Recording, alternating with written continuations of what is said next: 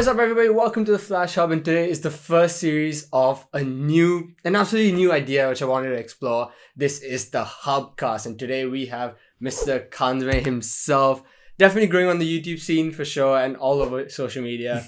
It's really great to have you here, and we've been playing this for a while. Yeah, we've definitely been playing this for quite some time now, and I'm glad to be here, man.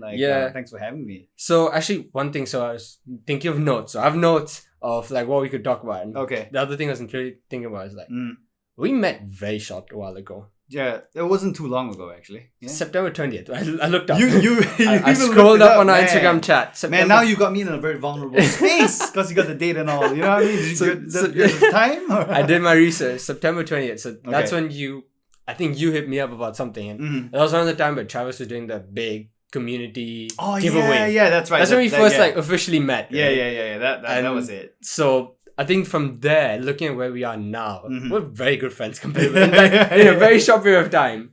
We're really good friends compared to that. And I love that. Like I love that about the Pokemon community. Like even other people, like I'm decently close with Ray and some other Breaking Boosters, right? And some other people. I love that about the Pokemon I think like community. for the longest time, I always thought that you were part of like the Breakers team. Like when I first got on, I was like trying to figure out the community. I wasn't sent the invite, Ray. Ray, come on! Where's my invite? Where's my wristband? Where's my wristband? I want to join the Breakers group. Come on! Yeah.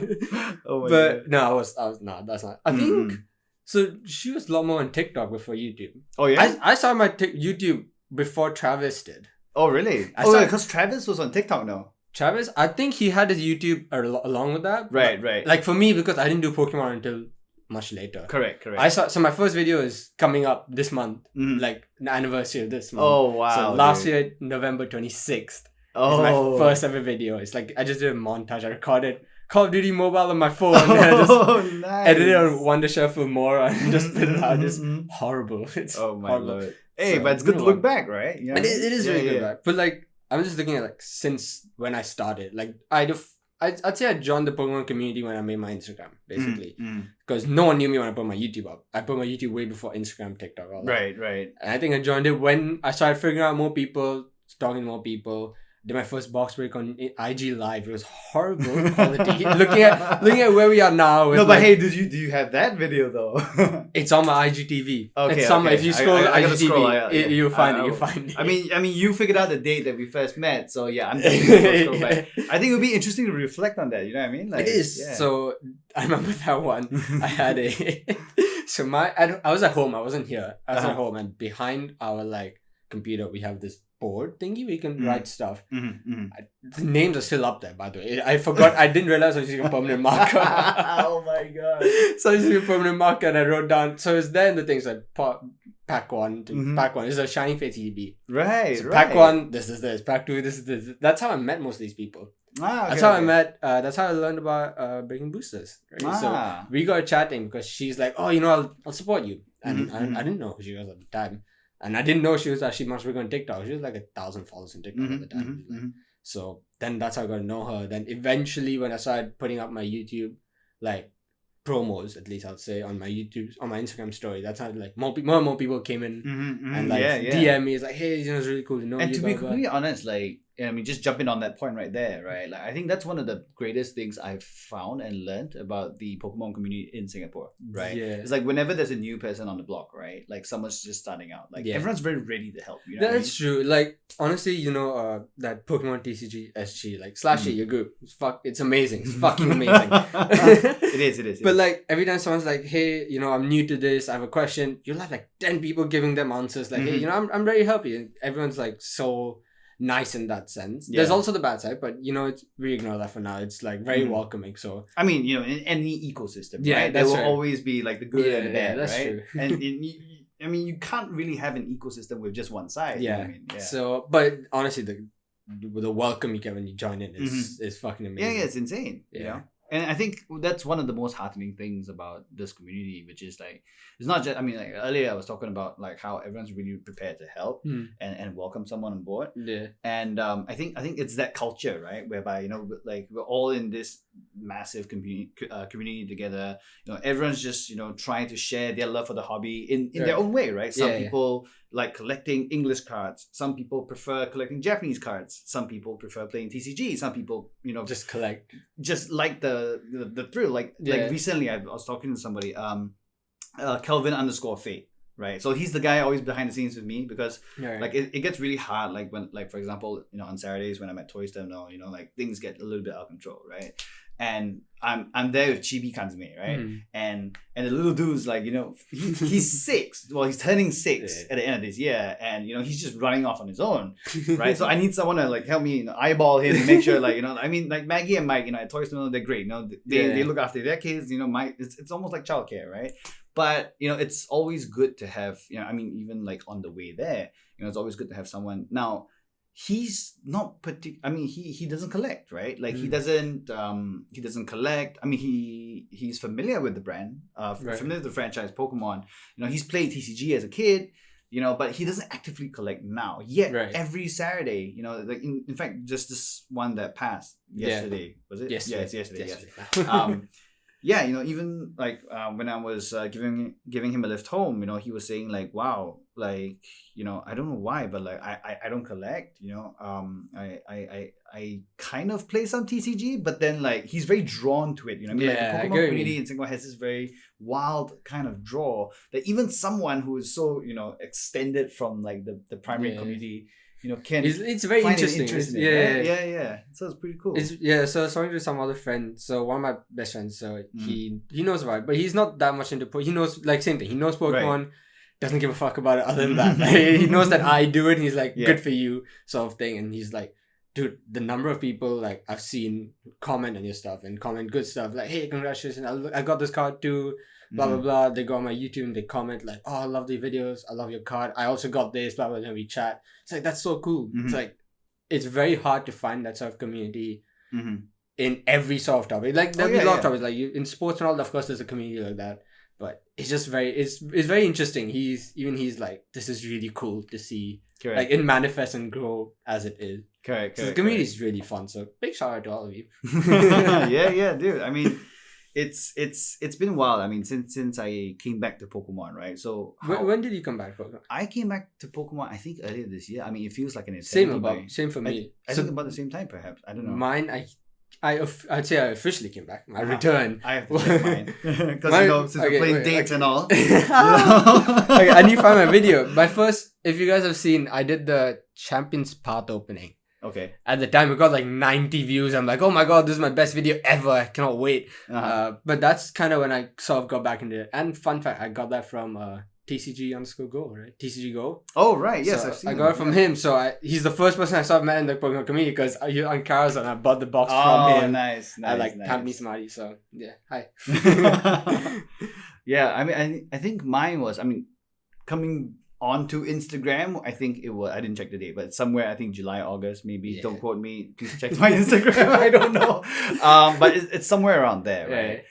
But I came back probably 3 weeks ahead of that. And how it all started was, well, Chibi was really into Pokemon Trader, right? Like, he's been into Pokemon Trader since he was like, 3, I think. And I still remember he would have like this... early. Oh, yeah. I mean, like, because we were, like my wife is from Korea, right? Yeah. So then whenever we go back to see family, pre-COVID, right? We go back to see family, then it's just a shoot over, right? It's like driving to Malaysia, shoot over to Japan and then, go there and hang out and then shoot back to Korea, come back to Singapore. He's always taken a liking, like the Pikachus and stuff. Yeah. So when he was about 3, I still remember a friend of mine was like, yo, dude, you're younger than me. I was like, okay, not really that far off, but so he has a kid too, and his kid was older, right? And his kid was playing Trader at the time, and he was like, dude, you know how I could get like, this Mewtwo Trader? I was like, what in the holy Jesus is this thing? Like I've seen TCG in my time, right? But I've never seen what is that thing? You know what I mean?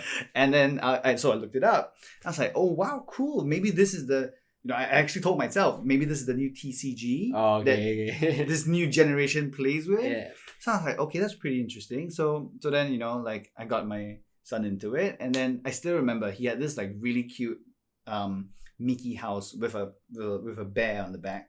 Like this little backpack. But it had like this Pikachu that would sit on his shoulder. And then when he stood at the Trader machine, he was like this.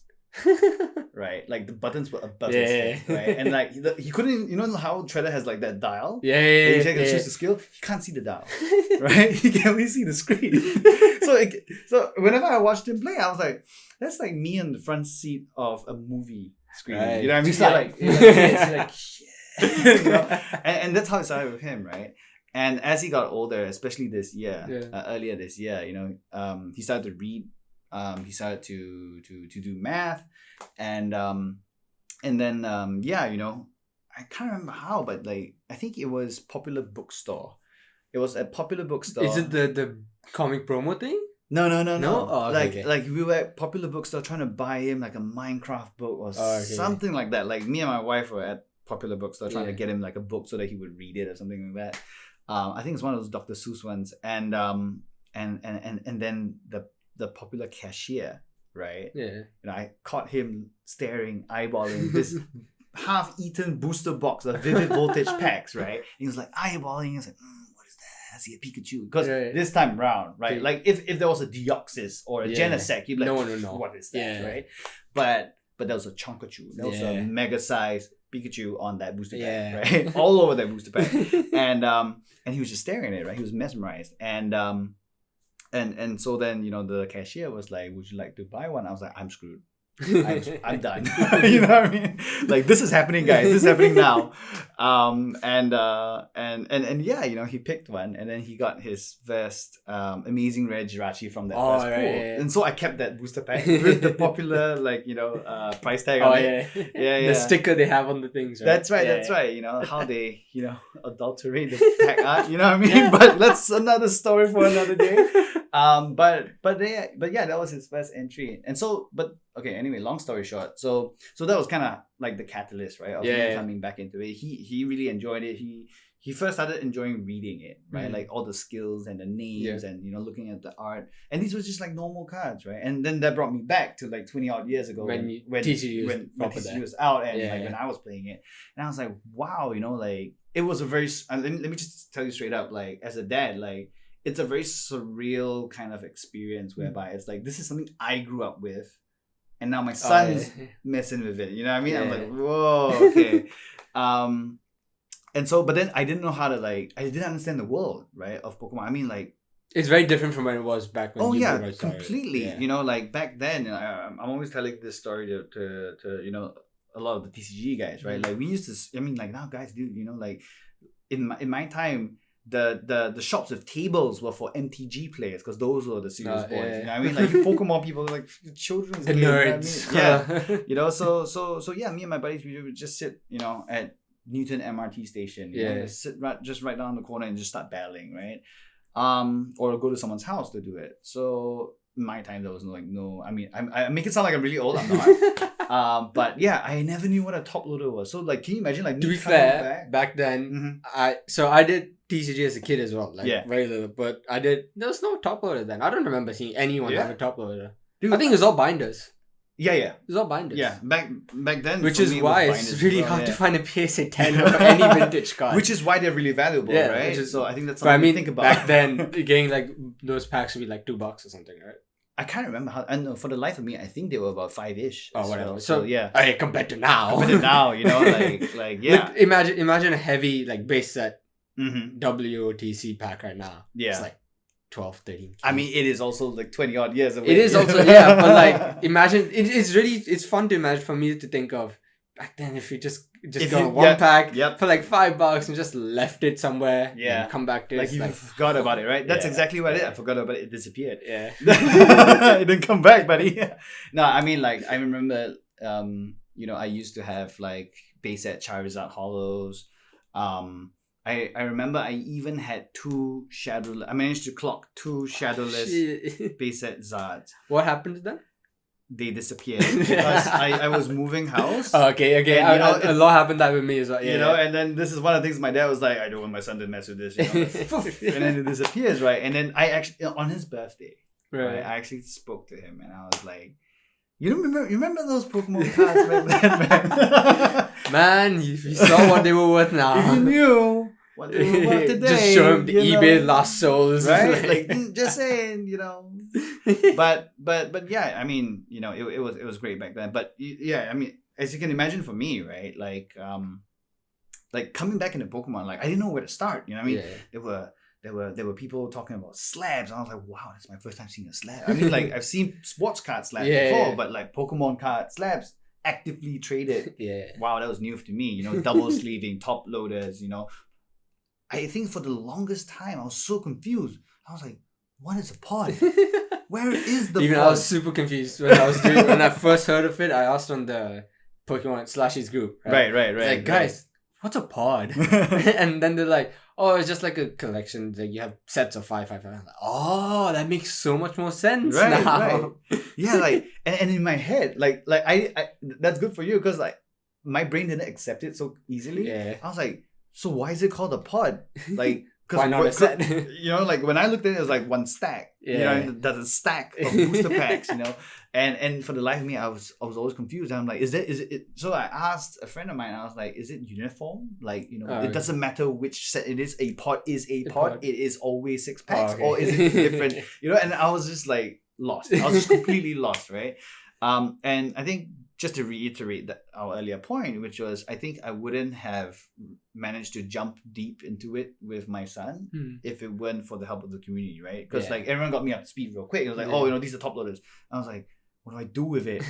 Like, how do I get the card out? And I was like, oh my god, that's brilliant. They put like the sticker tab thing behind, and then like lets you pull it up. Oh my blood, Then like, Aegis comes in with the tab with the sleeves, right? And I'm like, wow, inventions at its finest. Yeah, dude. So like, it was really tough for me, and I think the if there's one thing I could change, right? Actually, you know what? I wouldn't change it at all.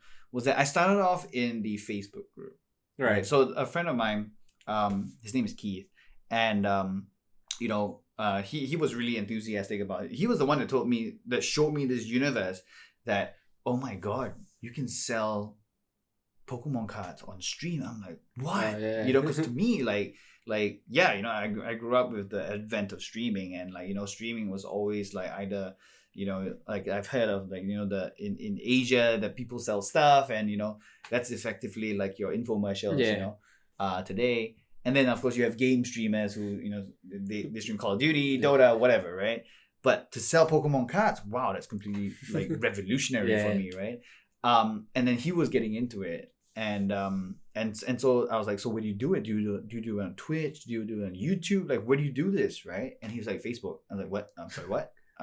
So that was exceptionally new to me, and I think what I found very intriguing about the Facebook community, and there's that one that everyone refers to, like the big one, the TCG community thing? Pokemon TCG. I don't dabble a lot in Facebook. Right.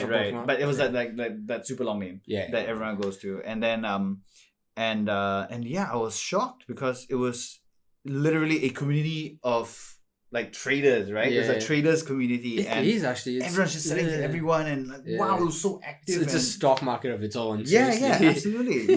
It's like the Buffalo Pit, right? So I was like, wow, that's really amazing, and then very, very, very quickly I started to realize, like, wow, okay, so where is this going, right? Like, this guy sells to this guy, and then he opens a pod, and then this guy supports him, and then he buys a pod, and then it's kind of like going in circles, right? Which is quite, in and of itself, very interesting to me.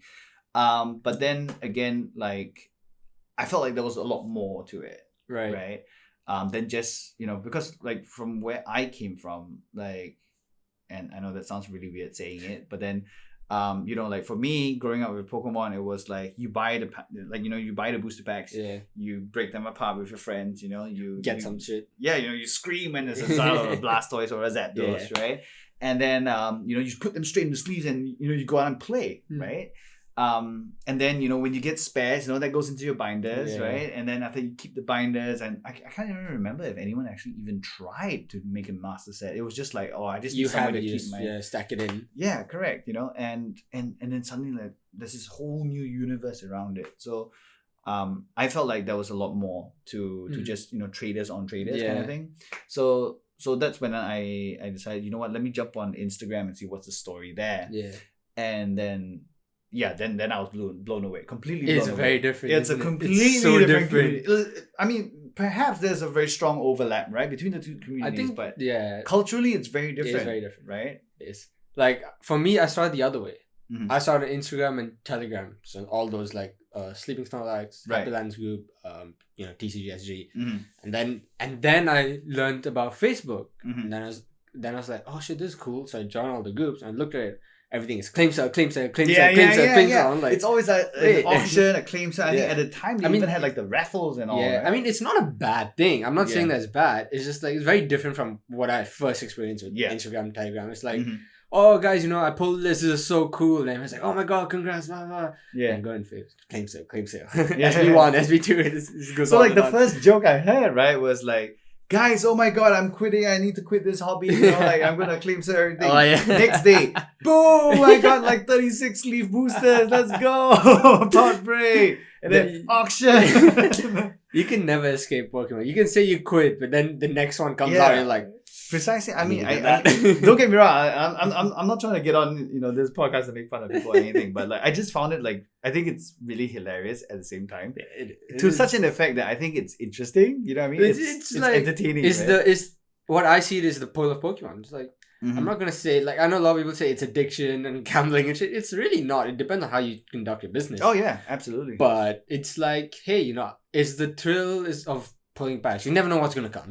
One is the thrill. One is the nostalgia feeling of Pokemon back then. Getting Pokemon, doing all this. 25th anniversary is pure nostalgia.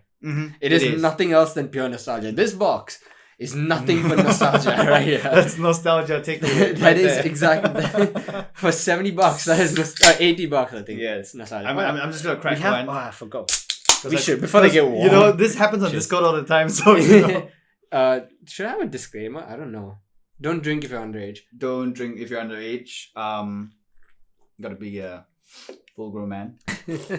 Alright, you know what? Wait, before we let the beers go off, we have GFUEL and we've talked about GFUEL for a while. Oh yes. GFUEL, you don't sponsor me, but if you want to DM me. Right here. You can contact me. You can contact me. Emails down there. So we have two flavors. This one is Raging Gummy Fish. Has the coolest name though. Raging Gummy Fish. And that one's hype sauce. So you haven't tasted GFUEL yet. So this is why I drink a lot. I finished like 3/4 of both of the tubs.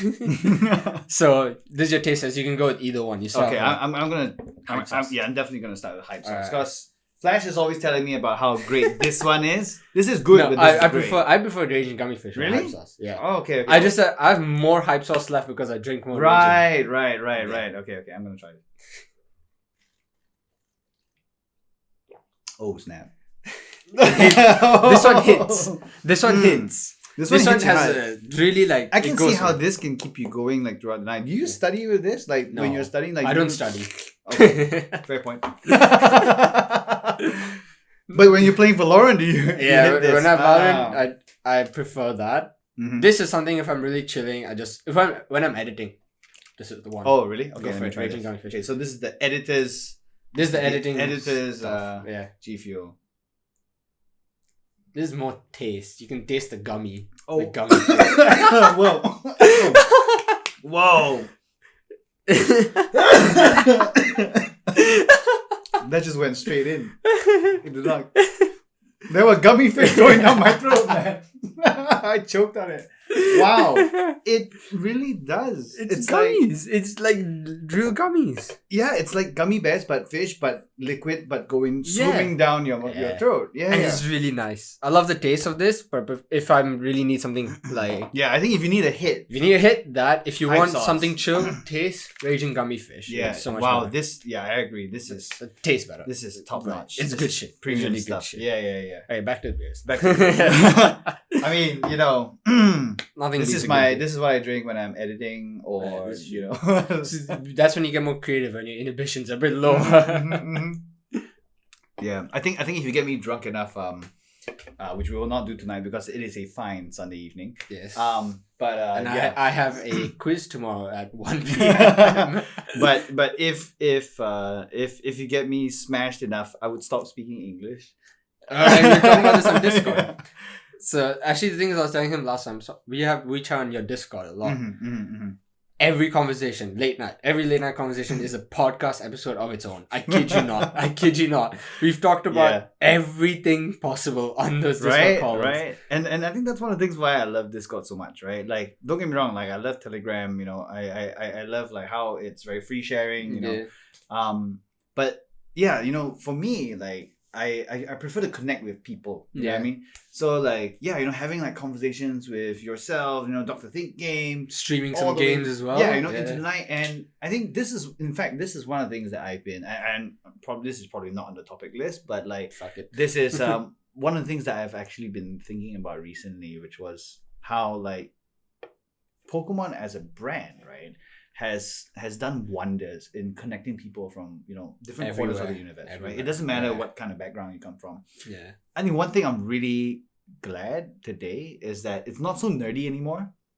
You know what I mean? Like back then, you know, if I wore a Pokemon T-shirt, case in point, right? 15 years ago, you know, you'd be shot dead, right? But then, like now, I can wear. As a grown man, I can wear a Pokemon T-shirt into a university compound and not get death stares. You know what I mean? I think that's a... Actually, so, you know, I was wearing my Gengar shirt the other day. Yeah. To be washed. I would have worn it, but it's washed. I've worn it a lot. But like, I was just walking around in this crowded place and no one bats an eye. No one cares. Yeah. Like, cool shirt. And so from that standpoint, right? Like, I mean, you know, so what happened was a friend of mine was asking me, it was like, so do you guys, when you guys meet up, do you guys just talk about Pokemon? And then that triggered in my head. I was like, no, we don't. Because every aspect of life that comes in, you know, like I talked to Dr. Think Game about like school, you know, we play Valorant on Discord, you know, we just do whatever, you know what I mean? And see that's the thing I realized recently was that like when we meet people, right? One of the things why at least for me, I would prefer to always, you know, get to know people and meet people and talk to people. Is because like then you get to know him as friends, right? Not just like, oh, I know this guy in Pokemon. So you know, behind his name, I'm gonna put comma Pokemon. You know what I mean? Like and then what happens then is that, you know, you kind of stovepipe, you know, these people. You categorize. Right? Correct. Yeah. And then you know, you keep them with this little shrink wrap bubble, right? Yeah. And you say like, oh, I'm only friends with you within the Pokemon universe, but outside of Pokemon, you know, like we don't know each other. Yeah, you know that's what true. I mean? And I think you know, I mean, you look at, I mean, if you guys have been watching like Breaking Booster's stream, right, and she's been hanging with James and Boba, Jared, multi-talented musician. If you're watching this, like we were watching it on Discord. We were on Discord and we were chatting as you were watching it, as you're doing. Yeah, talented man. No, but that was awesome. You know what I mean? Like just hanging out and, you know, cracking stuff together, whatever, right? Just chilling. And I think that's what's really nice about the Pokemon community. So it's a great starting point, like to know someone. Like we have this common interest, we can dive into it, and once you're there, it's like talking about different stuff. Like we started just on Pokemon, then we started talking about Warzone, which was another thing we talked about. Yeah, you know, talking gaming and other stuff. Then on Discord, we talk about YouTube, like the business side of things and everything, and content and all that. Yeah. Here we are making a freaking podcast right now. You know, so it's like it's great. It's been great, man. It's been great. I mean, like, you know, zero regrets, right? Like, honestly, like when I first, you know, got onto Instagram and started the whole Mr. Kanzume thing, like I quite literally am doing it for fun. Like, you know what I mean? You know, like when I first got onto Instagram, like I did it for fun, and then like slowly but surely, you know, I got to meet you guys, and then, you know, things started to escalate, you know, get a little bit more serious. You know, Chibi got really into it, and then like, you know, today it's like, wow, you know, like right now every Saturday, you know, I mean, the yesterday like Chibi got banned because you know, waifu freaked out with the number of people at Toy Terminal, but the preceding that, you know, every Saturday, you know, he was I came to that week was crazy, right? He was super excited. He was like, "Is that Flashy?" And I was like, "Yes, this Flashy." Is that him? And yes. You know what I mean? Like he was asking me after after the fact, right? And I was just like, wow, you know, like it's really cool, you know? It was crazy when I came to there were people and they're all like, yo, it's Flash. I was like, hey, what's up? Then guy asked like sign the slab. I was like, that was insane. Are you sure you want me of all people with my horrible signature to sign your slab? Yeah, I'm just gonna put it out there, dude. Your signature is horrible. I'm just kidding. My signature, no, I don't like my signature. I was like, I want to, but I was like, I've always been bad with signatures. Literally, like till up till now, until the Flash, my signature just was a T, and like squiggly. That's it. T and squigglies. T squiggly. That's it. That's my signature. And it just went off. But that day was pretty crazy. A lot of people, all of them, like, they were very young, but they're really fun to like meet. Because most of the time, like, I know them. Like, I don't know their names most of the time. I know them from what they are on Instagram, YouTube. They could join my live streams and all. I know them, but they're behind the screens. They see me, so they know. I didn't know what any of them look like at all, because I see, like, Pingu, right? Edric was there.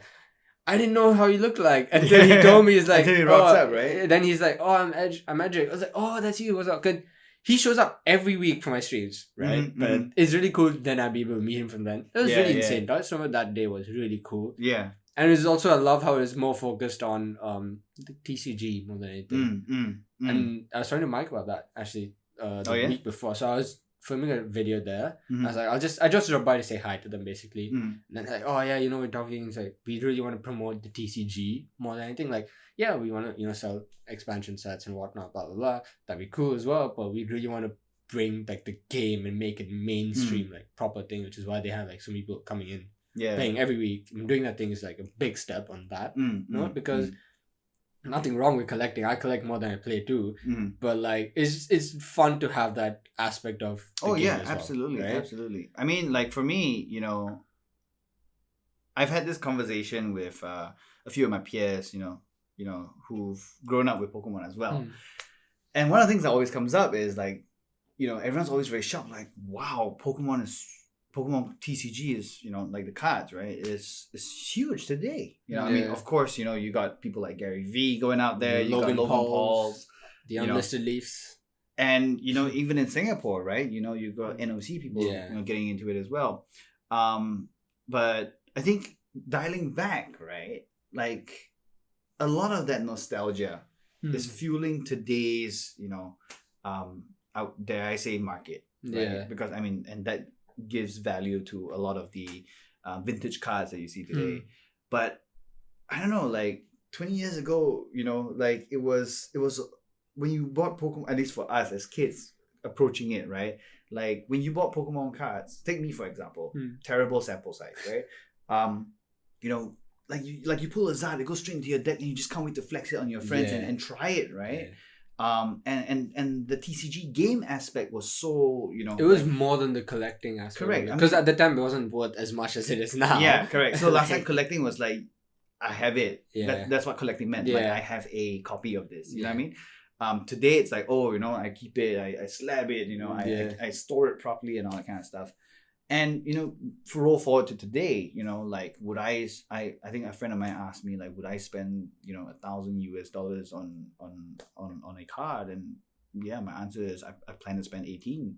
Like and I think a lot of it, to be completely honest, I think a lot of it is because of nostalgia, right? Like all the history of my relationship with Pokemon cards, the arguments I've had, the absolute debates on which Pokemon to win in a battle.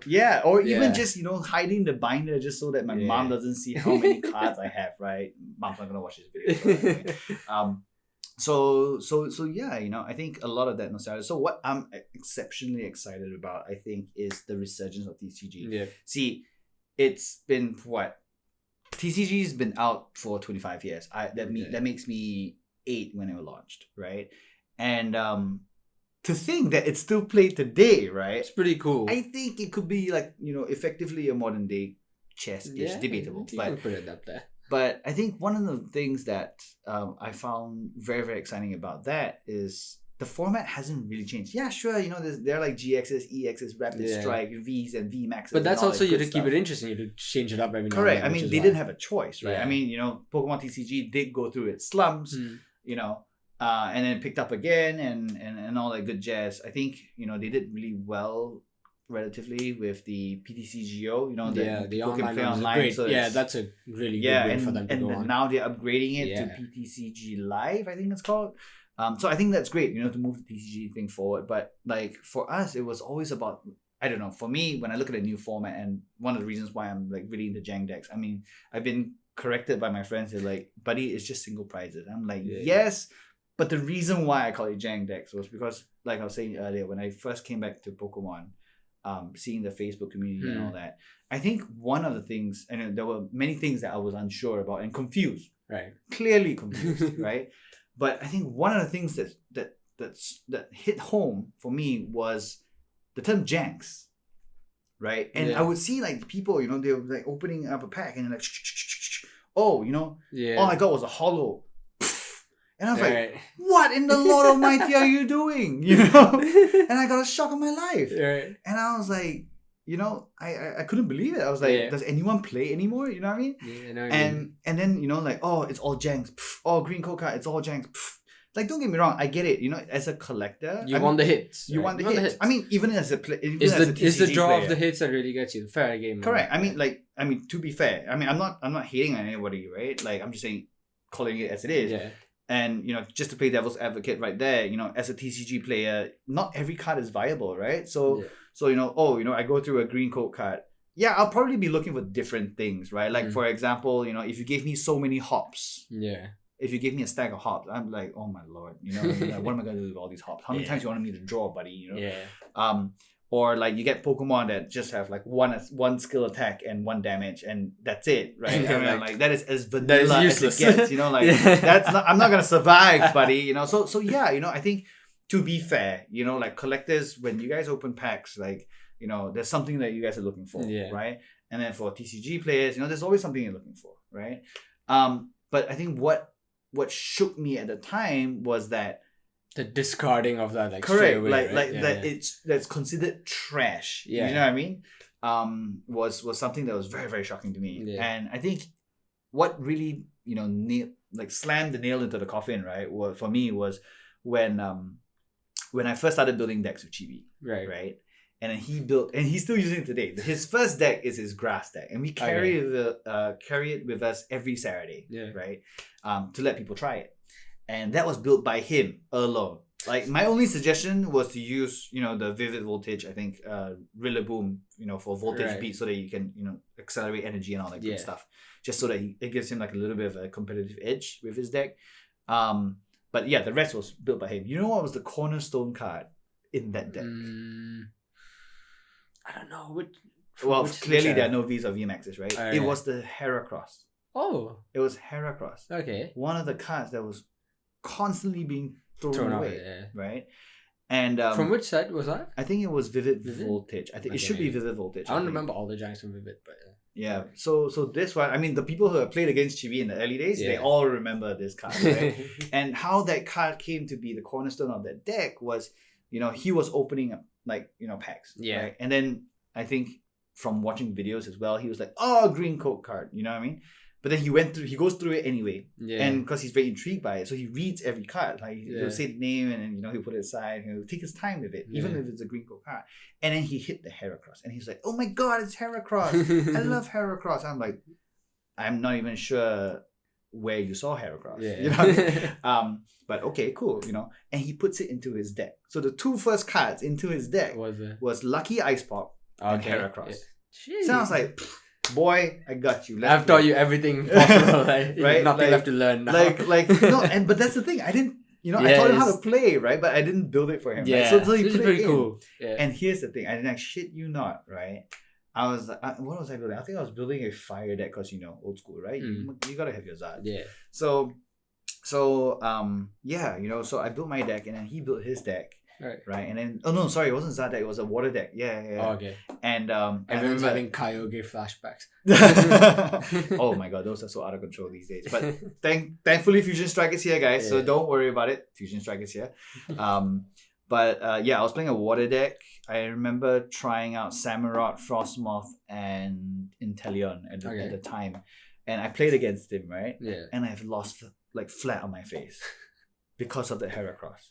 Because the little man had this insane flip. So Heracross is stupidly insane. It's got like 120, 130 HP, which is pretty tanky for a frontliner basic Pokemon, right? I can't go up against him with Vs because his Decidueye, when I would stand there and like, come at me, bro, right? Like, you can't touch him, right?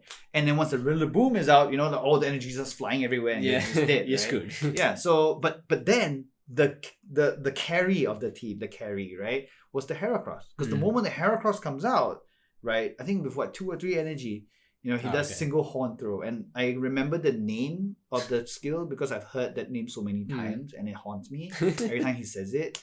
And he would take 2 coins, right? Yeah. And so like I think single horn throw is 40 damage plus. Okay.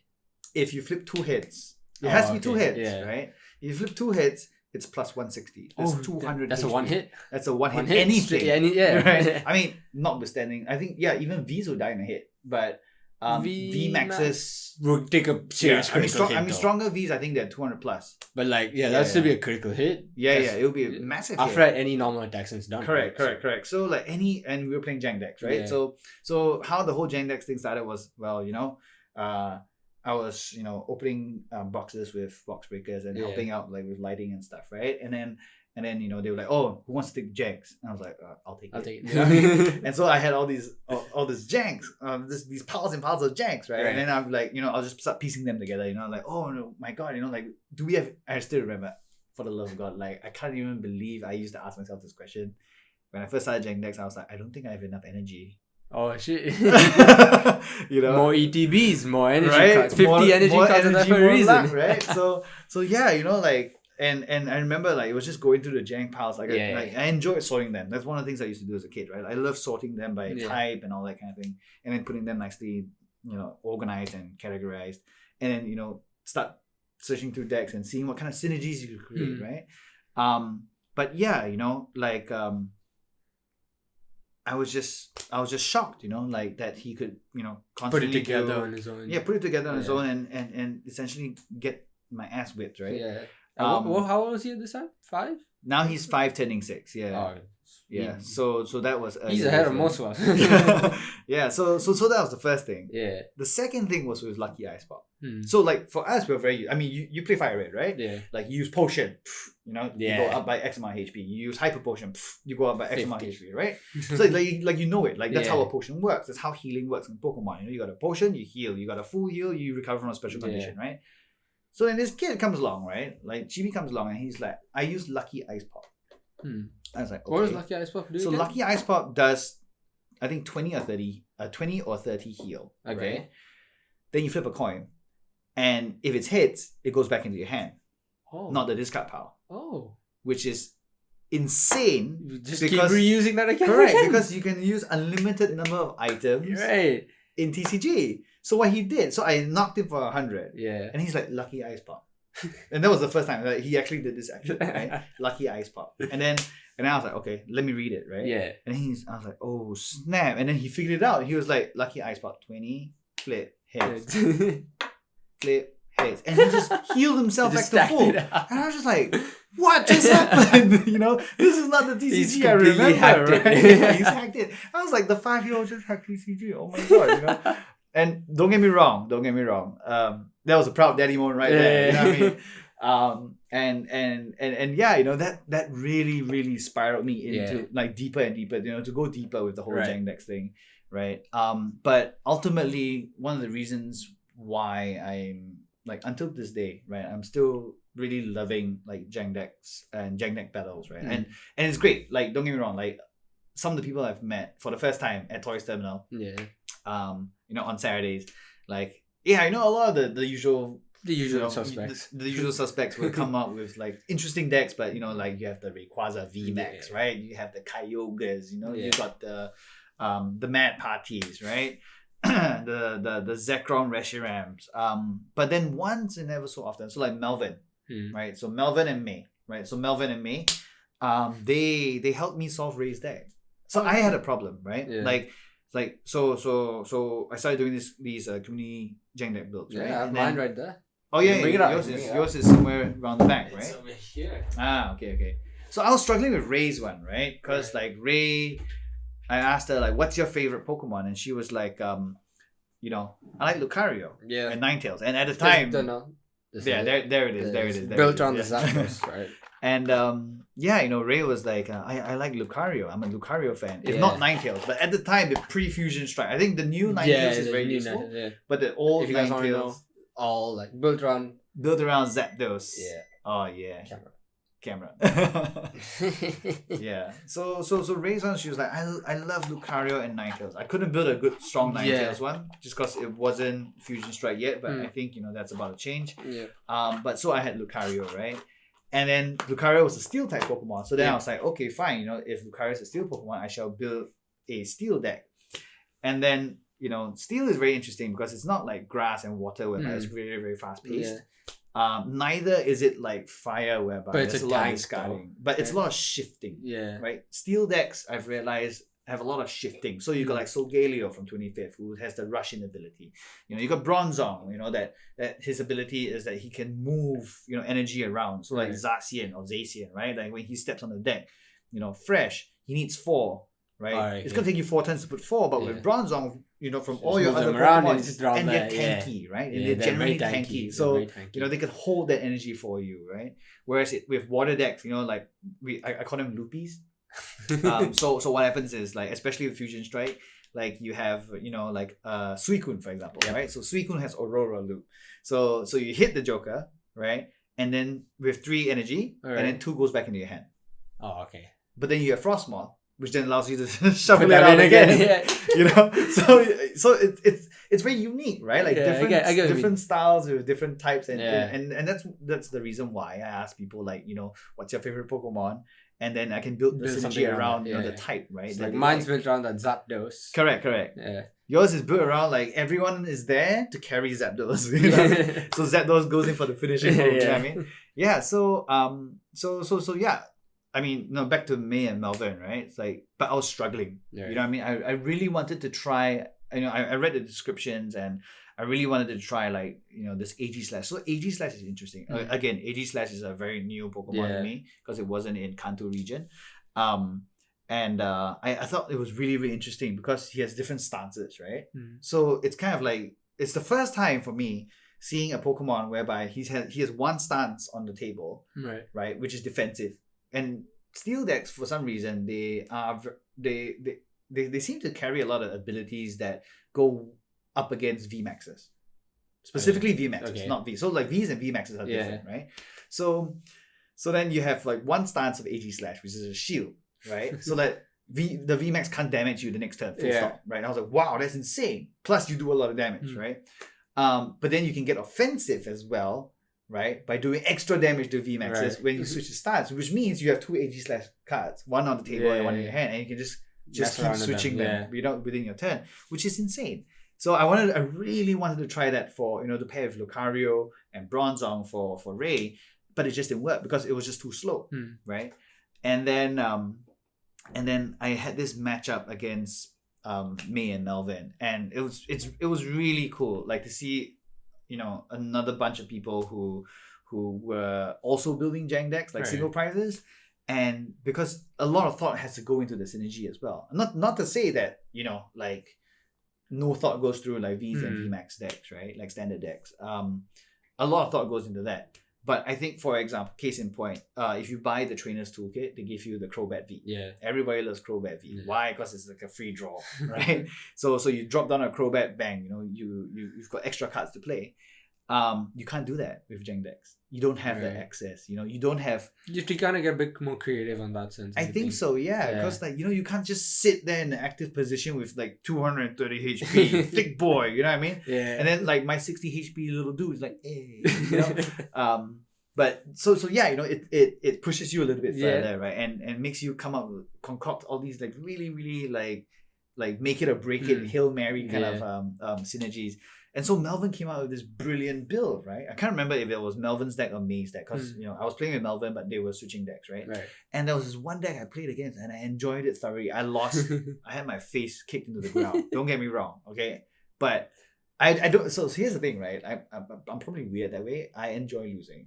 Right. Because for me, it's like the more I lose, the more I know how to tune. If I win, I don't know how to tune. Yeah. I don't know what I'm supposed to tune. You know what I mean? So yeah, like I got my ass handed to me, my face was in the dirt. And I was smiling to, from cheek to cheek, because then I realized the missing piece. The missing piece was speed, right? For Ray's deck to make it work. Because I don't want to send Ray out there to get hammered, you know what I mean? Yeah. So then I found out he used Coughing and Solgaleo. And I just couldn't keep up because his Solgaleo had a free switch every single time. Yeah. So he would power Solgaleo on the bench, hold you with the Coughing, right? And then immediately just switch and bang, hit you. The next Solgaleo is coming out. And the thing about Solgaleo, and this is from the 25th set, right? It pulls 2 energies from the discard pile and attaches it to a Pokemon. That's insane! Because your third turn, you have 3 energies. That's enough to smack somebody, right? And then you got people like, Dialga that can do the same thing, and it is absolutely insane. So when I saw that, I was like, oh my, I remember I couldn't stop thanking Melvin because I was just like, yes, this was a productive. This is what we need. This was a productive Saturday. And immediately when I got back, I just whipped out all my Solgalios, I shoved it in, I tested it, and I was like, I think it works now. Yeah. And then that was when I could finally announce, that, Ray's community deck is ready. Yeah. So Ray, if you're seeing this is the struggle. It was a struggle. This was the struggle to make it thing. Yeah. But actually, speaking on Jack decks, so yes, you bought something for the podcast. You bought this ETB. Mm-hmm. I have something for you as well. I have something for you as well. Okay. So I opened Fusion Strike yesterday, and I thought, hey, oh my god. I know you're collecting all the Janks from it, so I've got all the Janks. I don't know if you guys see that. Oh my god. All the Janks in there, plus the code cards. Please don't judge me for getting excited for Janks. And I know Chibi's a fan of Darkrai. Oh. And there's a Darkrai reverse holo, which I signed for him as well. There's a Darkrai reverse. He has the normal one right now. Right, yeah. So like sitting on his like Hot Wheels set. If you go on my video, you find out actually the moment I pulled that, and this was before the Celebi. there's like, Mr. Kanzume, you know what I'm talking about, Darkrai. Oh man. Oh, so yeah, God, you can keep this. This one's for you and for Chibi if you guys want to use. Wow, he's gonna love the reverse holo, man. Yeah, I think that's the only ones. I think it's only the normal and reverse are there. Yeah, I don't think there's a holo. I don't think there's a holo for that because this is an example of a very sick signature. No, but no. What I was gonna say was this is an example of a vanilla card, right? Yeah. Like something when I saw them, I saw them do this to Darkrai. I mean, 3 energies for 90 damage, like that's not gonna cut. You know what I mean? Like, so this is really for the art. But wow, dude, thank you so much. You're welcome. Oh my god, that's insane. I'm sorry. This is like gold to me. This is gold. And yeah, this so the story behind this ETB was I was heading over here and I'm gonna go pick a couple of beers, because I think it would be very nice to end the weekend with beers. And I dashed off because I didn't want to hold Flash back too long with the podcast. And then I realized, oh my god, I haven't been out, having beers and chips in a while. Yeah. That I forgot to buy the chips. So I was like, Christ, what am I gonna do if my hands get itchy? I can't fiddle with the mic, you know what I mean? So then I grabbed one of these Celebrations ETBs. Right. And I figured we could use the booster packs as chips, and if your fingers ever get itchy, you can always crack a few. Yeah. But this is for you, man. We can do it right now if you want. Oh yeah, for sure. Let's do it now. Sure. Okay. Go for it. I have a game segment which I've been planning to do, and right. I think it'll go great with opening this. Okay. With that. Game time. Where are my scissors? Okay, let me get my scissors. Okay. Wherever they Game are. time. I didn't think you'd get. Oh my god! Where are my scissors? Oh, it's here. Okay. We've got the scissors. All right, we've got it. I don't have an assistant, so if you want to apply for that job, you can hit me up. Oh, it's already open, anyways. Oh, it is? Yeah, it's slightly open, anyways. Okay. It's good. So I have a game to play. Now, this involves the light. The light. I have a series of questions. We'll leave that here for now. Mm-hmm. Let's open this up. Yep. I have a series of not questions, but decks and expansions from 2021. Oh my lord. So all the English sets, we can talk about Japanese if you want to, but all the English sets that I've opened up, and I chose English because they mainly have a lot more something firstly which the viewers can relate to in terms of understanding the TCG aspect of it as well, since I think you're the perfect person to ask in terms of the TCG aspect. Okay. So how it's gonna work? We have the light over here and we can change the colors, right? Okay. So you have blue, we have red, green, blah blah blah. So how it's gonna work? This one it looks purple, but it's actually blue. Okay. So I'm gonna ask you a question. So I'll ask you, say, Shining Fates, and then you're gonna tell me if you liked it with blue or you didn't like it with red. Okay. But if it's in the middle, you can always pick green. Okay. So blues you liked it, which is this one. Red didn't really like it. Oh man. Green. Okay. You it's alright. On the fence, yeah. But, and you can explain why. And while we're doing that, we can also open up some packs. Go about it and see. All right. Guys, I got control of Flashy's light. But Dr. Thing Game turns the Greninja's there. Oh my god. Yeah, he does love his Greninjas. He loves his Greninjas. He does. So blue is if I like it and red is if I don't. Right? Yeah, green's in the middle. Explain why. Green is in the middle. Okay, I have my list right here. So these are... Alright. Are they in order? I think they are in... So these are in order, by the way, okay? Okay, they're in order. So we'll go as it is. These are all English ones. We can talk about Japanese if we want to. First one, Shining Fates. That's a straight blue. That's a straight blue for me. Shining Fates. Why? Shining Fates is the one with the baby shinies, is it not? Yes, baby shinies. And I love baby shinies, man. Those are straight up for juicing jank decks. You know, so juicing jank decks is kind of like, you know, when you have like a janky, you start off with a janky Charmander and a janky Charmeleon, right? And then like, you know, you play with it, right? And you enjoy it. But then now, like back in the day, you know, you want to flex. You know what I mean? Like you want to enjoy, you want to look at something that looks good. So yeah, all my battle, what is it called? Build and battle deck promos, all go into jank decks. My baby shinies all go into jank decks. Just cause like, you know, you just feel better playing it. You know? Like you enjoy seeing it come out, right? Yeah. So yes, Shining Fates. That is one reason. Second reason is Shining Fates hits home for me because I think that was the first case. The first case I think that I got. Oh, okay. Yeah, as in like a whole case, right? Yeah. I think the greatest moment for me with Shining Fates. I've never pulled this out, by the way. Neither have I. I haven't pulled. Yeah, so I've done a lot of. I spammed Shining Fates for like box breaks and just YouTube openings and shit. I didn't get a Zard. I didn't even get the black. The one I didn't even care about the Zard. I wanted the black and gold Eternatus VMAX. Didn't even get that. And I opened like, even if it wasn't for me, I just wanted to pull it because it'd be a good moment. Right. Didn't pull it at all. I've opened at least more than 100 packs for sure. Oh my lord! Didn't pull it at all. Yeah, I don't know what other people think. I find personally, I find Shining Fates was quite unforgiving. At times. Very hit or miss. I feel. Yeah. I feel like if you're a collector. That's quite a bit. That's for quite a few. Unless you're looking at some sets, which we'll get on later, like Evolving Skies. There's so many cards. Right. I mean, now with Fusion Strike, right? This has got even more, I think. Yeah. 234. No, 260. Oh, sorry, 260. 260 something cards in the set. Which means there are a lot of janks. Imagine trying to make a master set of Fusion Strike. I know, that would be insane. Like, when Evolving Skies was... I know we're jumping the gun here with the sets, but like with Evolving Skies, right? Like, it was... You know, that in and of itself made me think like, wow, completing a master set of Evolving Skies would be insane. And now there's Fusion Strike and I'm just completely... Anyway, Shining Fates, greatest moments, greatest hits was that one time at Jumbo Dog at Daimonji. So, is it when... I think I saw your story. Is it when someone pulled the Zard? Yeah. Correct. So I was there with Chibi and Eldon. And Chibi has always been a big fan of Eldon. Right, like when Chibi first started, he thought Eldon was a World Series player. Okay, he kept referring to him as, "Is that guy, World Series guy?" You know, I was like, "He's not, but it's okay." You know, as long as it makes you feel happy, right? And he was always super excited to play with Eldon, right? And so that weekend, you know, they finally played. Yeah, I think Chibi won one. And this was when Eldon came head to head with his grass deck, the whole Heracross, Decidueye, and Rillaboom. It's changed now, of course, but that was then. And, you know, that really bolstered Chibi's confidence. You know, as like a 5-year-old, I could do it kind of thing, you know. And I still remember there was this one moment, right?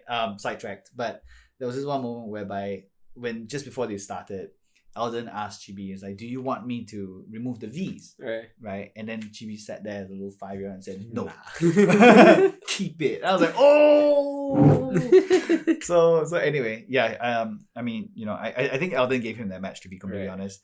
You know, out of politeness, I guess. But yeah, you know, that really, you know, really pushed Chibi, you know, a lot further and gave him a lot of confidence. Yeah. I think he would disagree. I think he would say that, you know, the game was not thrown, like it was fair and square kind of thing. I don't know. I've got to ask Eldon. But Eldon, comment down. Let us know. You have to put in the comments, Eldon, because like from where I was standing, I felt like, you know, it was kind of a, like, it wasn't a full throw, but like, you know, it wasn't going all out. You know what I mean? Which is okay, you know. Understand. But then so it was that day, and then like just to celebrate the two of them meeting each other and getting you know to know each other and playing with each other, you know, I decided to go to the car and I had the case of Shining Fates in my car, right? And I was like, you know what, let's just take two, right? You know, let's take one for Eldon and one for Chibi, and like let's just go open, right? And so that was at Daimonji in the West, and then I think they were opening and there was not much left. Then Eldon asked me, he was like, "Yo, Mr. K, can I trade you something for an art set?" And I was like, "The hell, dude, just take an art set." So Chibi was the one that was organizing it. Right? He was like arranging them by the pack art. And then like he put 4 of them together, and then he gave it to Eldon. And Eldon, I was like, Eldon, just keep it, right? Like it's all good. I think he gave some cards to Chibi, like some V's and VMAXs to Chibi for collection, which was cool. And yeah, I was more than happy to give him the art set. And so he brought it home, right? And then the rest of the 2 ETBs, they cracked at Jumbo Dog, right? They were cracking. And then Brian from Jumbo Dog comes along, sees the 2 boys, opening Pokemon cards, and he comes over and is like, oh my god, I hope you guys get a Zard, right? And you can imagine their disappointment when all the packs are completely ripped and not a single Zard appeared, right? And they were just like, there's no Zard, you know what I mean? And so I was like, it's okay, you've got a lot of other hits, right? You got like, a Shiny Toxtricity and Lapras, I think. And so they went and, I gave Eldon a lift home, and then we went back, and Chibi was just kind of normal and cool about it. The next morning, I get the weirdest text from Eldon. He's like, Mr. K, I don't know how to explain this. I'm like, well, dude, calm down, okay? Like, explain it slowly. He's like, I know you told me to keep the art set, like for collection. I was like, yes, and you opened it, and it's like, yeah, I did, and I got this, and then he sent me the picture of the Zard, right? And I was just like, oh, nice, right? And then I think, I don't know, maybe he was expecting me to feel like, really, like from like jealous that there's like more ETB, you know what I mean? But I was genuinely very happy for him. I was just a little bit worried about Chibi. If Chibi finds out, he's gonna flip, you know what I mean?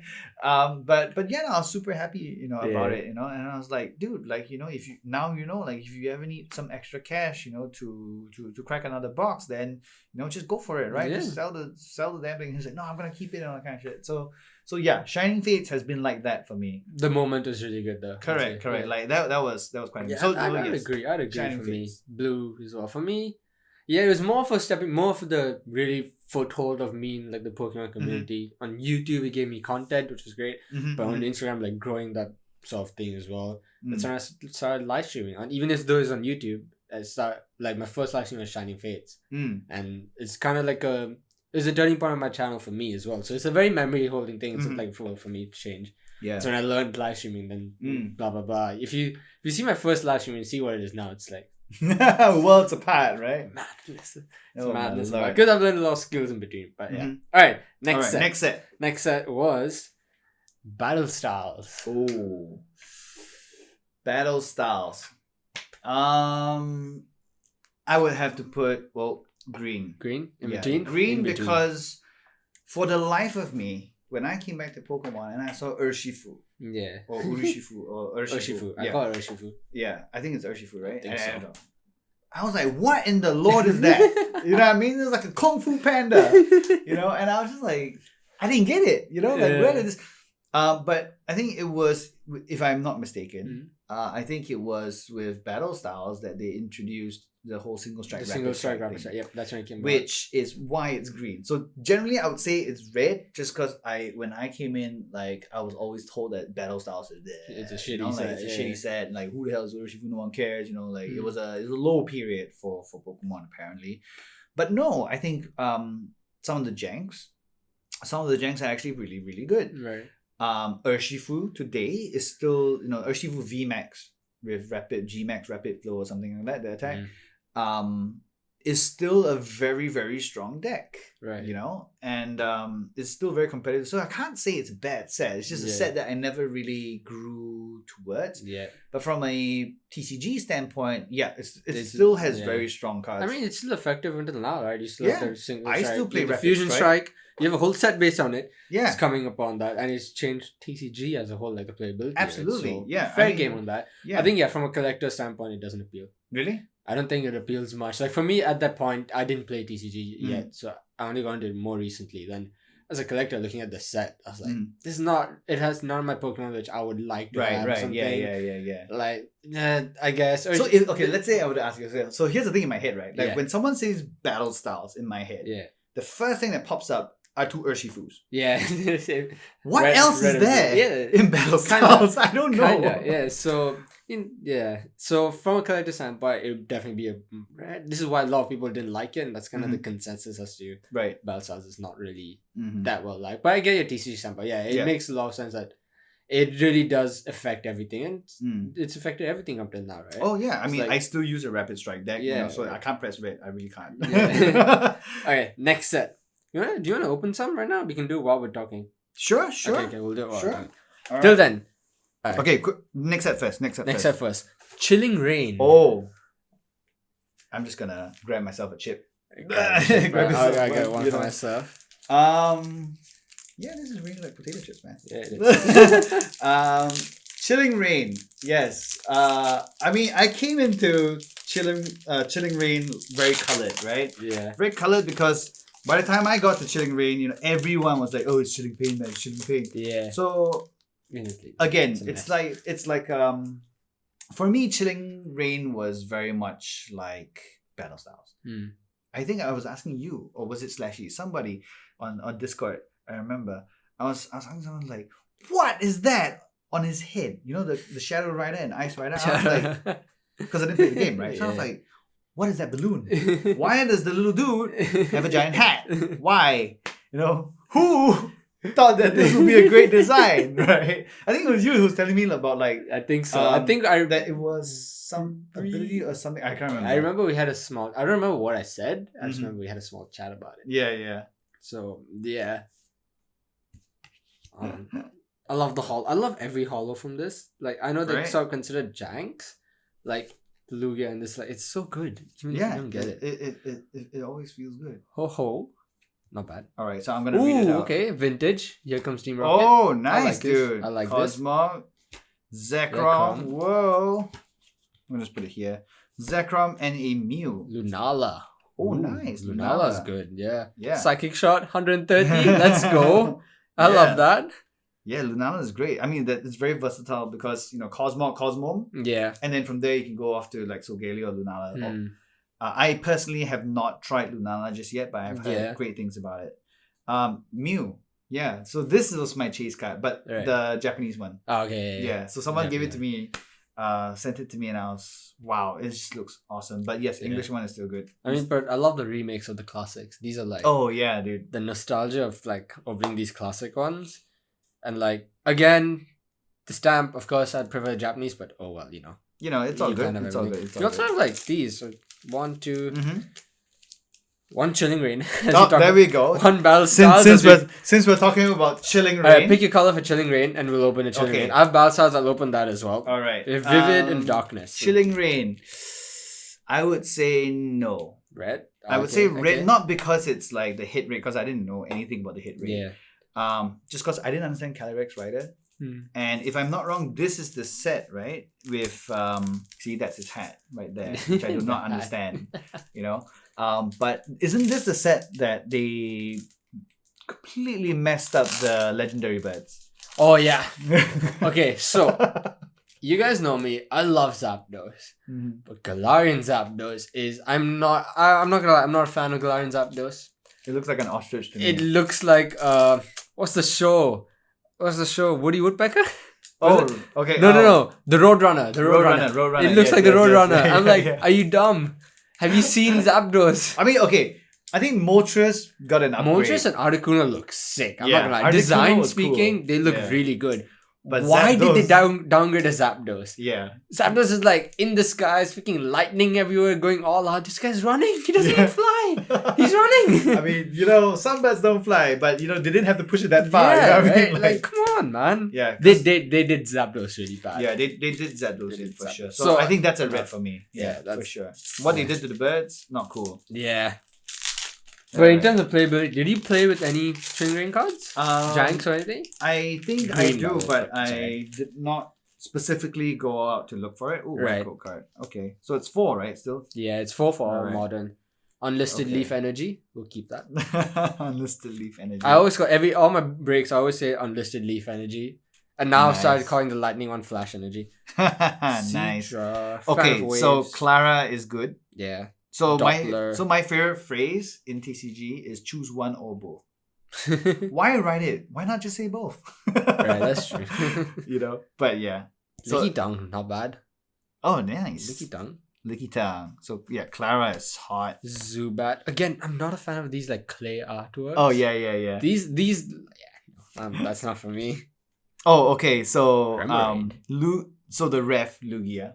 I call him ref because like he's really well versed, knowledgeable, and passionate about like. Oh wow, Onyx. Oh, an Onyx. He's really well versed in TCG, right? Right. And I just played against his cast form deck. So that cast form comes from Chilling Reign.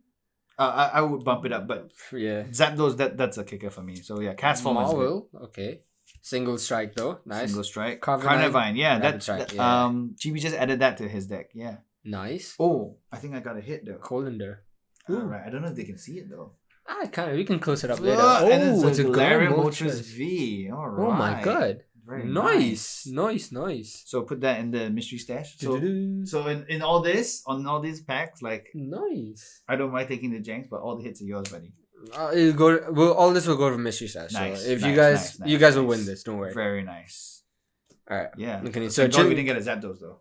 Yeah, honestly, I'm really not a fan of the Zapdos. Alright, next set. Next set. Alright. Evolving Skies. What do you think of Evolving Skies? Evolving Skies. I would say green. Alright. I can't say for blue. the Rayquaza. I see. Yeah, I would say green just cause like I think when I was coming in, right? Like there was Blue Sky Stream. Sky Stream, there's EV Heroes and Towering Perfection. And what? Towering Perfection. That's the one with Duraludon and Batman Noivern. That's right. And then they combined it all to make Evolving Skies. So like for me, English cards for me are for playing. Yeah. But personally I collect Japanese cards, right? So like, I was all and about. I mean, EV Heroes, don't judge me, but like I will always have a very strong affinity for like the original evolutions. Right. It's like Eevee, because back then we could only choose three, right? It was either Vaporeon, Jolteon. What's your favorite? To be honest, Jolteon was my favorite. Just mine's Jolteon for sure. Right? Because did you see the Team Rocket Jolteon? Oh yeah. Like so good. like that art versus Vaporeon and Flareon. I mean, hands down, right? Yeah. He was the coolest cat in the house. Even so in EV Heroes, like Jolteon alternate art, the VMAX is sick. Yeah. That one is sick. Yeah, very Zapdos vibes, which is quite like it. But I get what you mean, Yeah. So like I mean Umbreon looks really cool. Umbreon, Espeon looks pretty hard. But outside of that, like Leafeon, I was just like Leafeon just looks cute. Yeah. But I have to say, like they go above and beyond with the designs. Oh yeah, in Japanese sets so far, and English they've brought it over, but I'm guessing it originally goes to Japan because it comes first, right? Correct. They go above and beyond with that, like alternate art designs, even like normal card designs. They go really all out in it, and I love seeing that. Oh yeah, and I love seeing that. I know that it's also for the TCG standpoint, the artwork doesn't really matter, but like because it's such a collector king, they're like, let's just put some more effort into it. We'll get that. Get people really interested. Even new people, they look at us like, yo, that looks sick. Oh yeah, I'd love to get something like that and draw it in. So I love that point of it. They've 100%. done well. But I would have to say, like, I think artwork is a huge part of TCG. It is. Yeah, because like I mean, I think like what I said was in the term of playability. Correct. Playability. Yeah. No, but like just to reiterate, like playing it, like seeing I oddly would equate the same feeling that you get when you pull a card and you're like, oh my god, I got a hit. That same feeling, like for me, I don't feel it. Which is, I think someone was telling me like, why are you not excited when you get a hit? I think it was on that stream when I did celebrations and I had like 3 Umbreon one night. And I was just like, oh, one more. Oh, one more. You know what I mean? Like, I think the reason why I don't get that much of a hit anymore is because I used to do it a lot when I was a kid, right? So, but don't get me wrong, when I was back as a kid, I was a screaming little bitch, right? But so like today, like opening packs, I'm sad, that I don't get that much of a hit anymore. Yeah. But what gives me a hit, the same feeling when it comes on the deck, is when like you pull from your deck. Yeah. And then and that's your baby shiny right there. And you're like, let's go. So good. Or like my Akira Egawa comes out. Yeah. Or my Naoki Saito card comes out, full art trainer in my deck. Yeah. Hell yeah. So like off-centered cards, I love them. Yeah. Off-centered Clara, sell me all. Yeah. Right? Sonia. Have you seen my off-centered Celebi? Oh yeah. I mean like from a player standpoint, you don't care if it's off-centered, right? But then you see it come out, you're like, oh yeah. And then when you put it down, you're like, boss mode. Like it feels good, so that to me is like the pack opening. Alright, fair game. Yeah. So Evolving Skies, I was crazy. My hit. Oh yes, sweet. For Evolving Skies, I wasn't all that excited because I had already bought I buy singles, so the Japanese ones. Yeah, the Japanese ones. Okay. So I bought my Rayquaza VAA. That was the only card amongst all those 3 boxes. I pulled that from. You pulled that? I know. I've seen the thumbnail, and I couldn't pull it for the life of me. And then I just went to buy one. And after I got that, I was like, I just lost all steam for Evolving Skies. Don't get me wrong. Like I went for the launch and the release and all that, queued up. Because it was my first time. I actually haven't gone for any of those. Really? You should try. I should. Here's my problem. This semester, now no more. Mm-hmm. If it was next week Fusion Strike, I would have been there. Now no more. I have classes Friday morning. Yeah, I know. That time for Evolving Skies, I didn't sleep that night. Yeah. And I had to drive halfway across the country just to, so one is that, one being, if I was at home, it's still closer. Over here, it's far. I don't have a car. I have to wake up at 5 a.m. just to go over there and reach by 8, right? It's insane. So for me, one is that, but I would do that for the video, for content. I wouldn't mind. Yeah. It's a good thing. I have class Friday morning, 8:30 a.m. Correct. So it's this semester, not getting back by 8:30. So next sem, I'm going to plan, I don't want a class on Friday morning. And go there, record, blah, blah. It'd be better. Because I think, screw the class. Just going there, meeting everybody should be really fun. You're opening stuff together. Correct. And it's the whole, it's just fresh off. Yeah. It's something. Fresh out the oven. And then just start cracking that right there. Yeah. It's nice. It was really cool. But Evolving Skies, for me, I'd say that's when I started getting into the playability of stuff. Okay. So then I was looking at the Rayquaza VMAX stuff and I was seeing decks built on that. And I was like, okay, this is interesting, really cool. It's kind of where I learned a lot more of it back. So I played as a kid. I played TCG as a kid quite a bit, but then I lost it for a while. I got out of Pokemon for a bit and I came back this year and I forgot everything. I forgot all the things. Yeah. Plus so much quite a bit has changed. A lot has changed, right? So I don't know anything. So I'm relearning. And that's kind of when I relearned it. And then also, one of the special moments is that Rayquaza V Alt-Art is the first time I pulled an Alt-Art ever. Yeah. And it's also really? That was the first one? First time ever. Oh, wow. And it's also my most viewed video now. It's every day, it is. It's a good video. Card. Yes. Yeah. So it's a really, artwork-wise, phenomenal. I love it. I love it more than VMAX Alt-Art. So for me, it's a very special place. But I'd say green or blue. Most probably blue for me. I don't see any red flags about it. So. Yeah, what did I put? Green. No, I put green. Oh, you put green. Because those motherfuckers, they took out the Jolteon from the deck. From Evolving Skies. Oh, yeah, they did. They took out Jolteon, Flareon, and one more. And I was so pissed off when they took out a Jolteon. I was like, I want a Jolteon. Was it SP on the last one?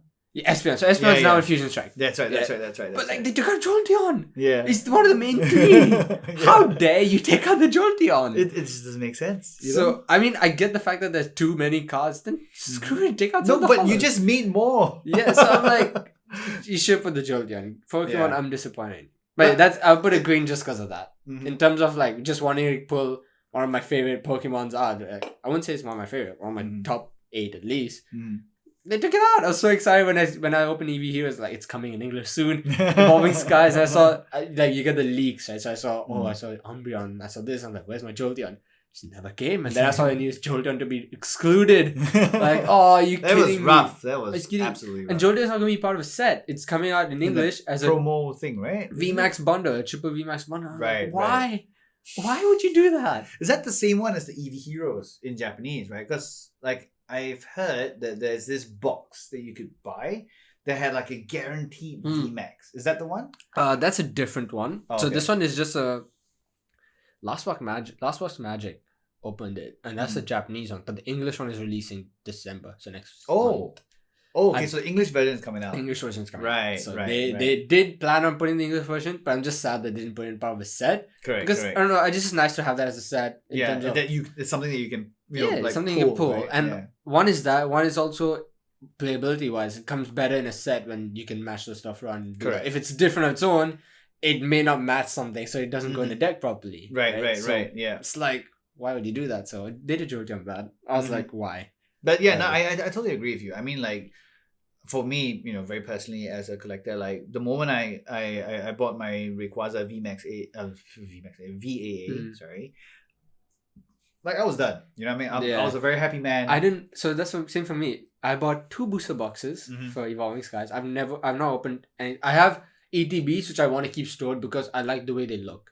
So because of them, I just keep. I bought one ETB. I opened it, got nothing. I was like, it's just for content, for video's sake, anyways. Because it's new, it's fresh. I want to make content on it. Right. One booster box I opened for myself. One booster box I did for a live break. Nothing after that.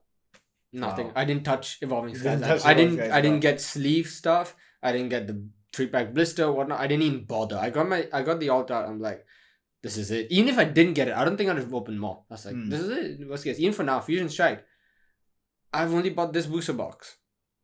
I don't plan on buying anything else unless I may do like a live break sometime maybe in the future. Right. Other than that, not doing it. I was like, whatever I get in this, I get. I'm glad I got the Celebi, which I'm very happy with, and some other really good cards as well. I think that was one of the cards that I was quite excited to see. I was very excited to see Fusion Strike. I was very excited to see Cabbage Boy in the Cabbage Boy. I was so excited to see my cabbage over there.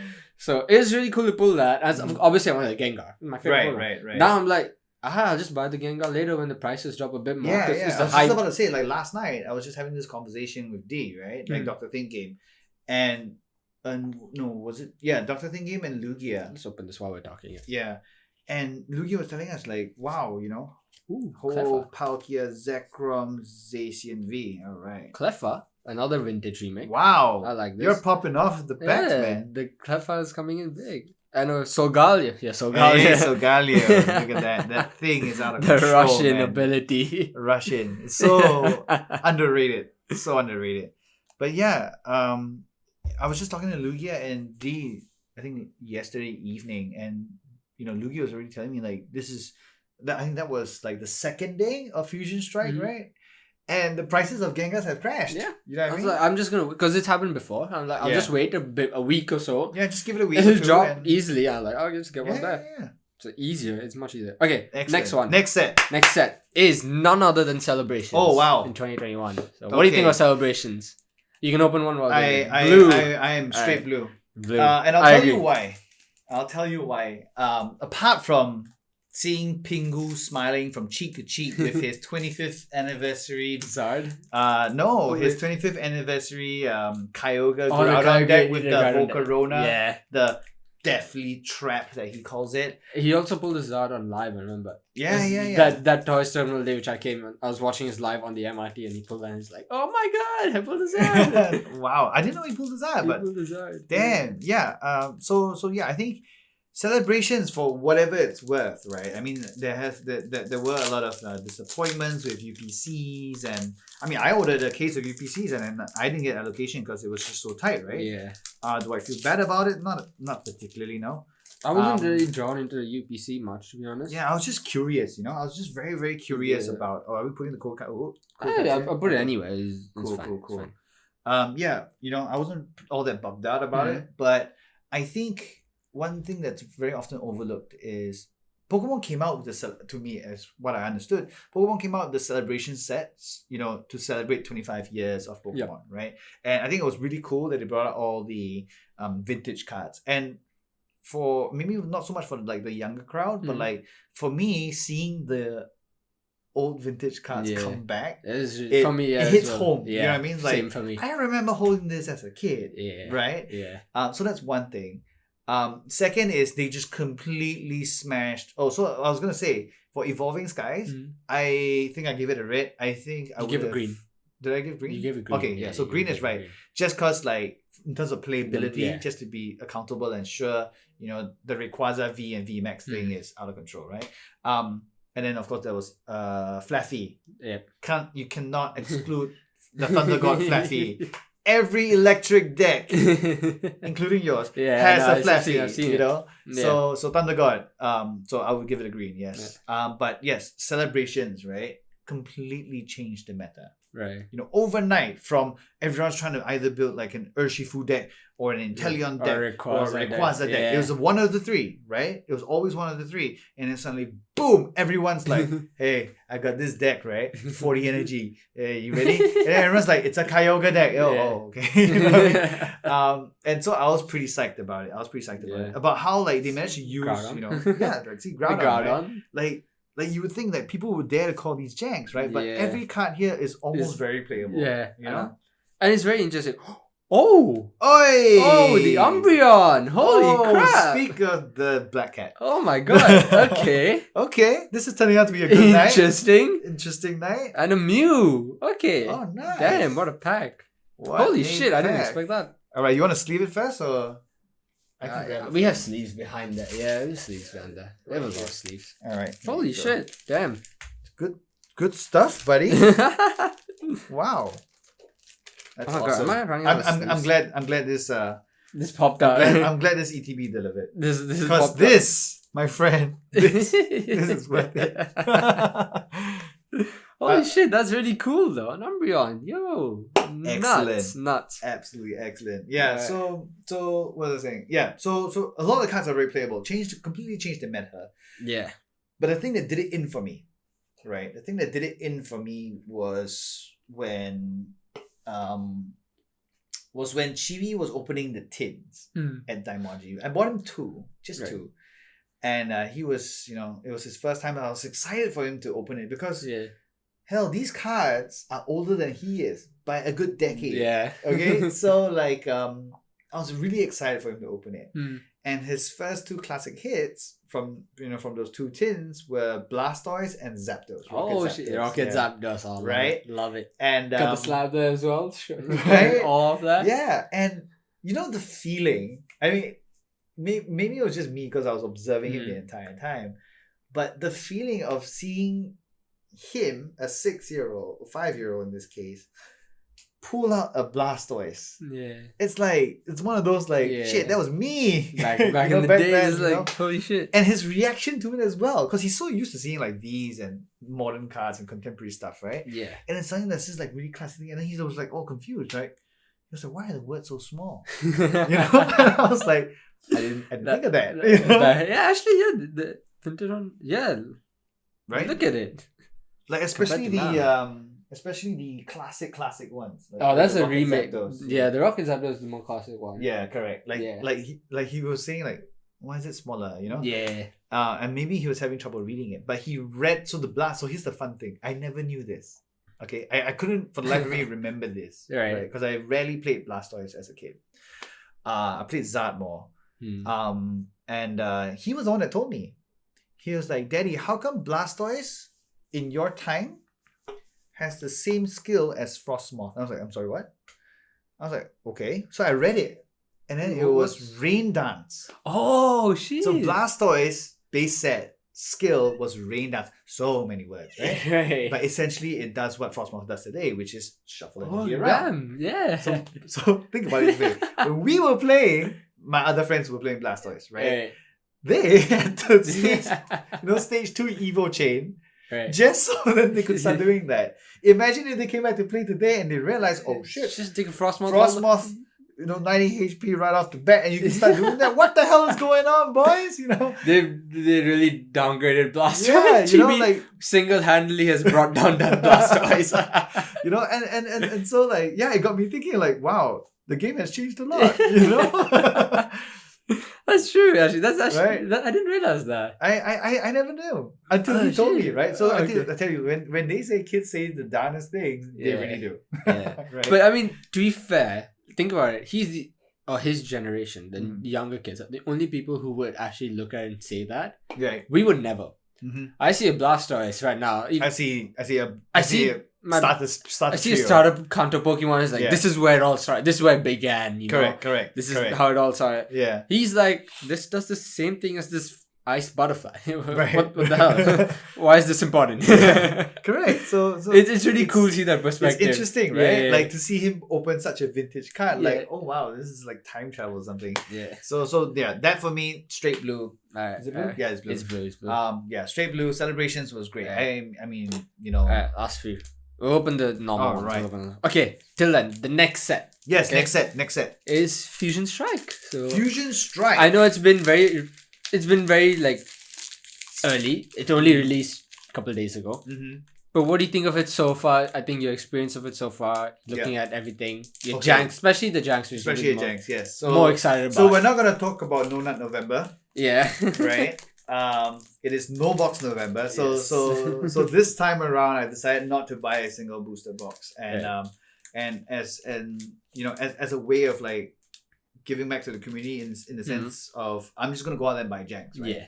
And I think when I experimented that idea, I was I got really excited about it, right? Because I was doing it at Toys Terminal, right? And I was like, guys, I just literally just went there. I was like, guys, I want to buy your janks. I need janks, okay? Because I'm not buying a box, right? Yeah. So I'm gonna buy janks because, to be completely honest, like that's what I really want. Yeah, and we talked about this, like when Fusion Strike was releasing, you're like, oh, the janks look really good. Yeah, like we were getting excited on Discord. We're like, oh my lord, look at this and this and this, right? So yeah, and I think the reason why for me is the same thing that happened with Evolving Skies, right? That when I looked at Fusion Arts when it came out, I was excited. You know, and I told myself, so I generally have this rule whereby I buy 3 booster boxes max for Japanese sets, right?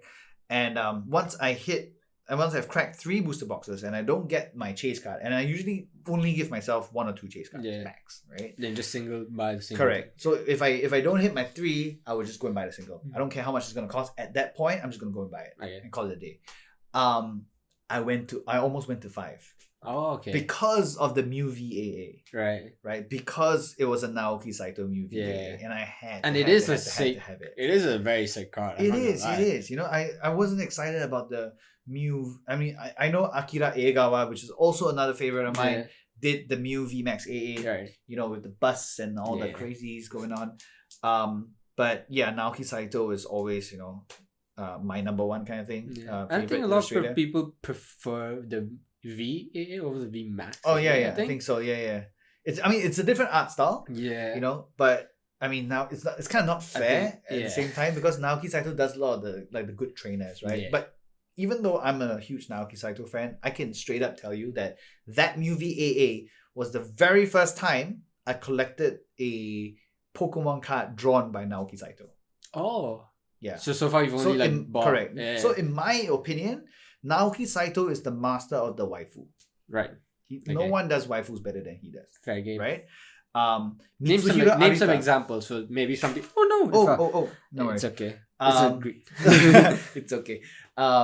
Name some examples. Maybe some people who don't Sonia, right? So Sonia is a great one. Yeah. Sunset Lily, which is my favorite card. Right? That's Lily, a really good one. You know how there were all these different versions of Lily, right? Yep. The full art trainers. The most banger ones are done by Naoki Saito. Right. Like if you just look at Lily, like some of them they draw Lily as like this little adolescent child. You know what I mean? Who plays with a Clefairy or Jigglypuff or whatever.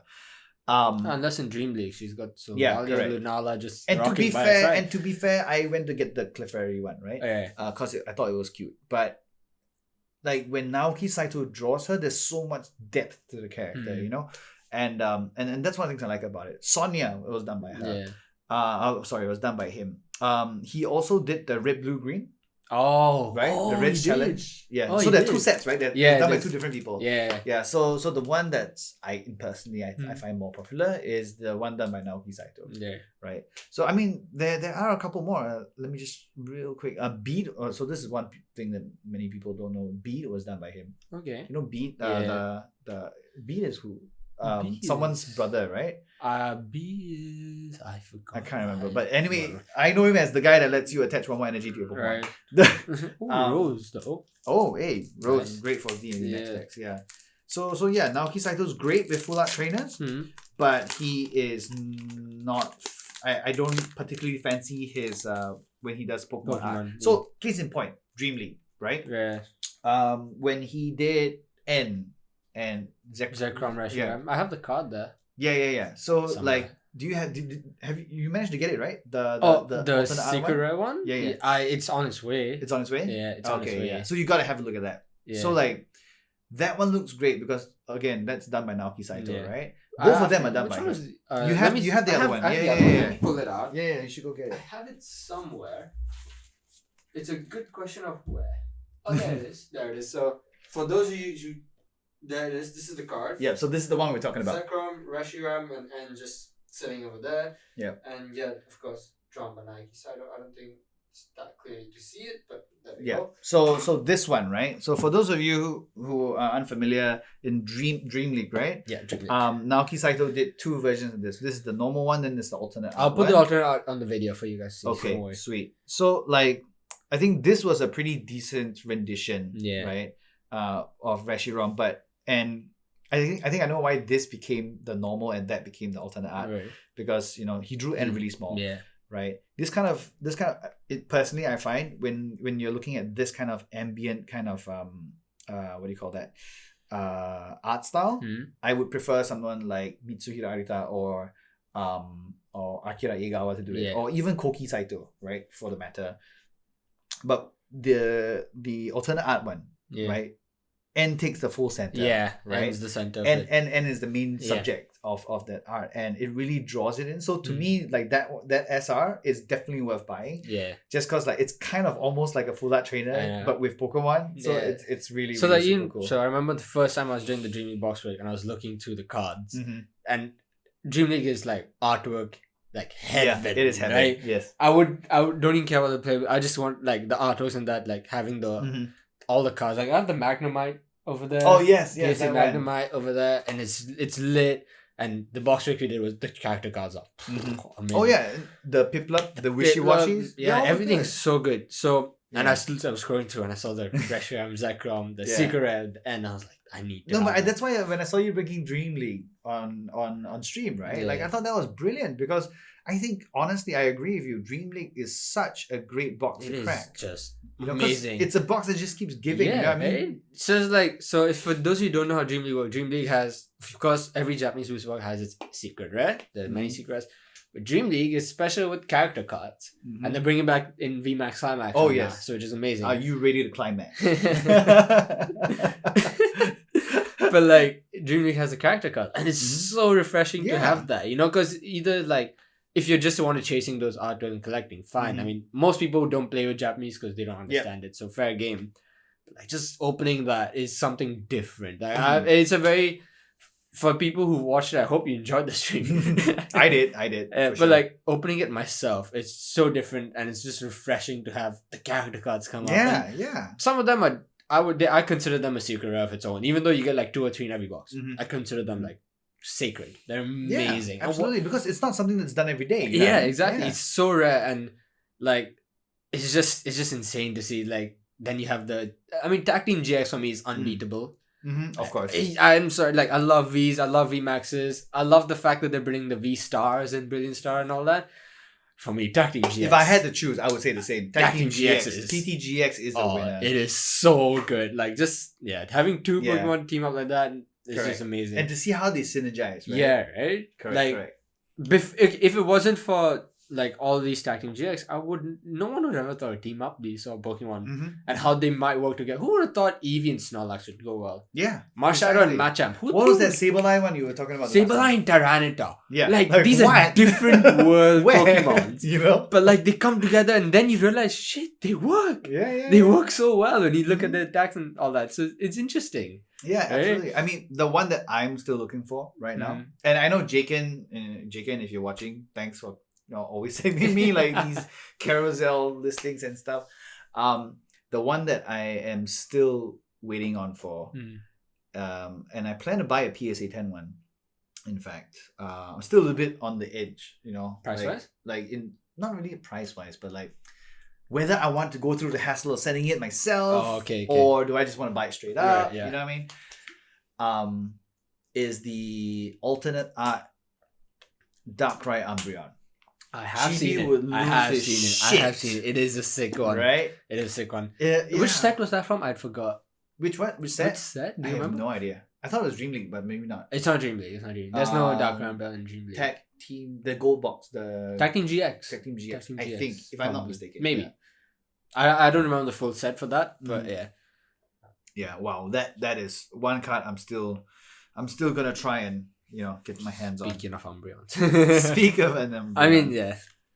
Nice. It's really interesting, like what's coming up. And the next question, the next set, which I'm going to ask you, the last one for the year is not English, Japanese, but VMAX Climax. Oh my god. We haven't had this come out yet. I know. Can I put pink? No, sorry. What are your thoughts from all the leaks so far? And so far, I don't think people have read the playability of it yet because it's just a leak. You never know. Yeah.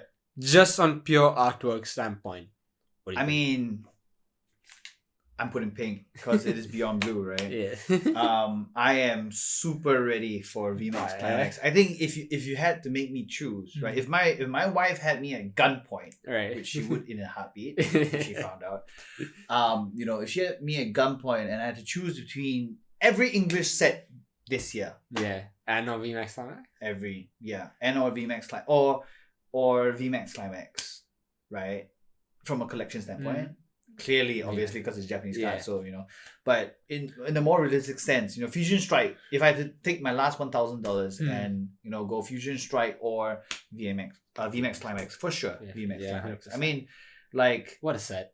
Yeah, take for example Vivid Voltage, right? Yeah. So Vivid Voltage, it has this like chonka, and this is not the Chonkachu, but yeah, I mean, technically it is the Chonkachu. And they had the VMAX one. Yeah. Right. And now they're coming back with it. Yep. With they bring red in the center. Yeah.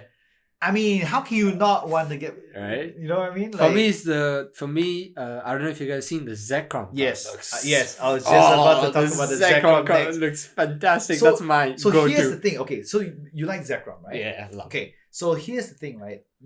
So on another day, right? You should, or for those of you watching back at home, like open a new tab, Chrome, whatever. Go and search up that VMAX Climax Zekrom image. Right. Okay. You will then realize, if you scroll to the bottom left corner of the card, that it was done by Akira Egawa. Oh, okay. I didn't see that because I think the one I saw was too blurred. I couldn't see it. Yeah. So when I saw that, I was like, I had to have it, right? Yeah. So definitely going for it. Definitely going to buy a single or so. But more importantly, the reason is why Akira Egawa. Right. So one of the reasons why I like Akira Egawa is, different illustrators have different styles, right? Yep. Egawa is very good with putting her Pokemon in an environment. For example, think of it from this standpoint. When you look at a Pokemon in a Pokédex, when you're playing Fire Red, right? It's just like sitting there, no background, it's just kind of out of context, right? Like you see the Pokemon, sure, we all see the Pokemon, but then it's very out of its natural habitat kind of thing. It's just sitting there. Correct. So one thing that Egawa pays a lot of attention to is context when she paints or when she draws, right? So for example, the famous one is the Milotic. There's a Milotic that looks like it's underwater but just flipping around, which is done by, I can't remember someone else. It's not bad. I think this was Vivid Voltage. Vivid, has a Milotic. Has a Milotic, right? Yep. Yeah. So that one, I was like, nah, it wasn't that great, right? Yeah. But the one that Akira Egawa did, it just grabbed me straight up, right? Just because she made it look like, I don't know, like it was like deep sea. You know what I mean? It's not just underwater. It's deep sea with corals and it was very colorful. It was very saturated, and then it really felt like you were peering into like an aquarium with a Milotic sitting there. You go to the aquarium in Singapore and the main feature is a Milotic in there. Like that's what it felt like. You know what I mean? Fair. So one of the from an art side, I've been talking dude, the next person you should have on this podcast, like one day, right? You should have is Daphneal. Right. So Daphneal's an illustrator as well. And I have these conversations with him all the time. And one of the things that he brought up, it wasn't me, I was having coffee with him. I think it was last Sunday or something like that, and then we were just talking about it. It was that Egawa pays a lot of attention to micro contrast. Okay. Right. So if you zoom in on the Zekrom, right, the VMAX Climax Zekrom, find a high res one, zoom in on it, right, you would see all the pain and effort that she goes into, to create that final picture. Right. It's not just like one brush stroke. It's a lot of, and don't get me wrong, right? Vivian and Kai, right? Poke Artisan, they do it too. But to that extent, right? I mean, which is why they're drawing from Pokemon, right? Correct. I mean, they are masters in their craft, right? It's and that's one of the things I really enjoy. You know what I mean? Like sometimes you look at a Pokemon and then it just looks kind of flat, right? But maybe that's the style that they're going for. And then you see like someone there are others like her, of course. I can't remember the names now, but that pay a little bit more attention to creating that micro contrast, right? I think that's really amazing. And then brings me to my next point about illustrators, right? Which is there is no who is better or who is worse. I think the strategy that Pokemon took was that they took all these big hitter illustrators, right, that draw for Pokemon, And there's just something for everyone, you know what I mean? Like some people put it together, just smash some it people up. like the 3D thing, you know what I mean? Like some people like the comic book style, you know. Some people like the very elaborate artist, you know, kind of thing. Some people like the vintage classic Mitsuhiro Arita, you know, Kenji Sugimoto kind of vibe, right? So yeah, mash it all together in one playlist, call it VMAX Climax, and that's right. And I think I'm just completely excited for VMAX Climax. It's gonna be a fun set. It's Dream League 2.0. Yeah, it's gonna be so much fun. I cannot wait. It has character cards and character secret rares. Like okay. Holy shit! Wow, that's gonna be a lot more difficult to hit. But hey, like. So I searched this up before coming because I knew to talk about it. Yeah. So the leak so far, there's quite a few cards still missing from. I mean, whatever Pokelector has. So I looked up Pokelector as you do. A lot of these cards are there, but in total, the last card that's there, down, which is the Blissey V, the character secret Blissey, it's number 254. Oh my lord. So it's basically the Shiny Star V collection, but like, it's very different because it's not a collection of the Evolving Skies and all. It has a Rayquaza. Okay. But it's not the collection of Fusion Strike, Evolving Skies, and all these, like how Shiny Star V was for Shining Fates and Hidden Fates coming together. It's just a separate thing of its own, but they just got everything as to like celebrate something. Oh yeah, I remember. I think I had something about this. Like they were bringing back like hit cards from other sets. They were just like Blissey's not been in any of these sets. Blissey's Zekrom hasn't been in any sets. Recently, other than Celebrations, but I'm not counting Celebrations because it's a different thing. Yeah. All these, like, look at Dusknoir. Dusknoir. That's also hollow. I get why they have a Rayquaza. I get why you have a Pikachu because it's Pikachu. There's no Charizard yet. Whatever. I don't know if they'll have one, but it'd be cool to see that. That would be interesting. Like Leon's Charizard. Bring me in. Bring me in. Yeah. Right? I think that would turn the world on its head if they drop. I think they get it. I won't think that's happened because they've Zard for V-Star. For V-Star, yeah. So it's good enough. But I mean, I'm not gonna complain, but still, definitely a box that would be back. I think like they've really brought Pokemon, like big hitter Pokemons in. Maybe except like few. Can't have everyone. And they've really got them in. Got these amazing artists coming. It's like, guys, go nuts. And they put it in a box, and everyone's gonna lose their minds when it comes out. And perhaps that is why they named it VMAX Climax. Probably, probably. They wanted to end off, Probably. They wanted to end the year we have 3 more packs here. Let's open these. Let's open these up. Okay. We'll run out of sets though. We've run out of sets to talk about. This is all we missed a very integral set. Japanese one? English one. Oh, English. Haha. In 2021. Yes, I think so. Perhaps. Which one is it? I was thinking Darkness Ablaze. Darkness Ablaze is not 2021. It's not 2021 then? I don't think so. Oh, okay. I think Vivid and Darkness are 2020. Oh, if really? I'm not wrong, but actually, wait, let me search this up. When did Darkness Ablaze come out? When did Darkness Ablaze come out? So, wait. Alright, I'm gonna search this up. Darkness Ablaze. Oh, wow. What? Gardevoir. Oh, Gardevoir. No, I don't. Yeah, alright. Oh my god. Oh, I'm gonna sleeve it for you. Darkness Ablaze release date August 14, 2020. Ah, 2020. That's why I didn't count it. So like it's August and November is Vivid Voltage. Right, that's why Slashy charged me extra. I'm just kidding. Lugia, Dialga. Hey. Barolta. Nice. Oh, Flying Pikachu. Oh, Flying Pikachu. A lot of Pikas in this set. We hit yet another classic for. Damn, we have a lot of classics. Alright. Team Rocket. Cleffa.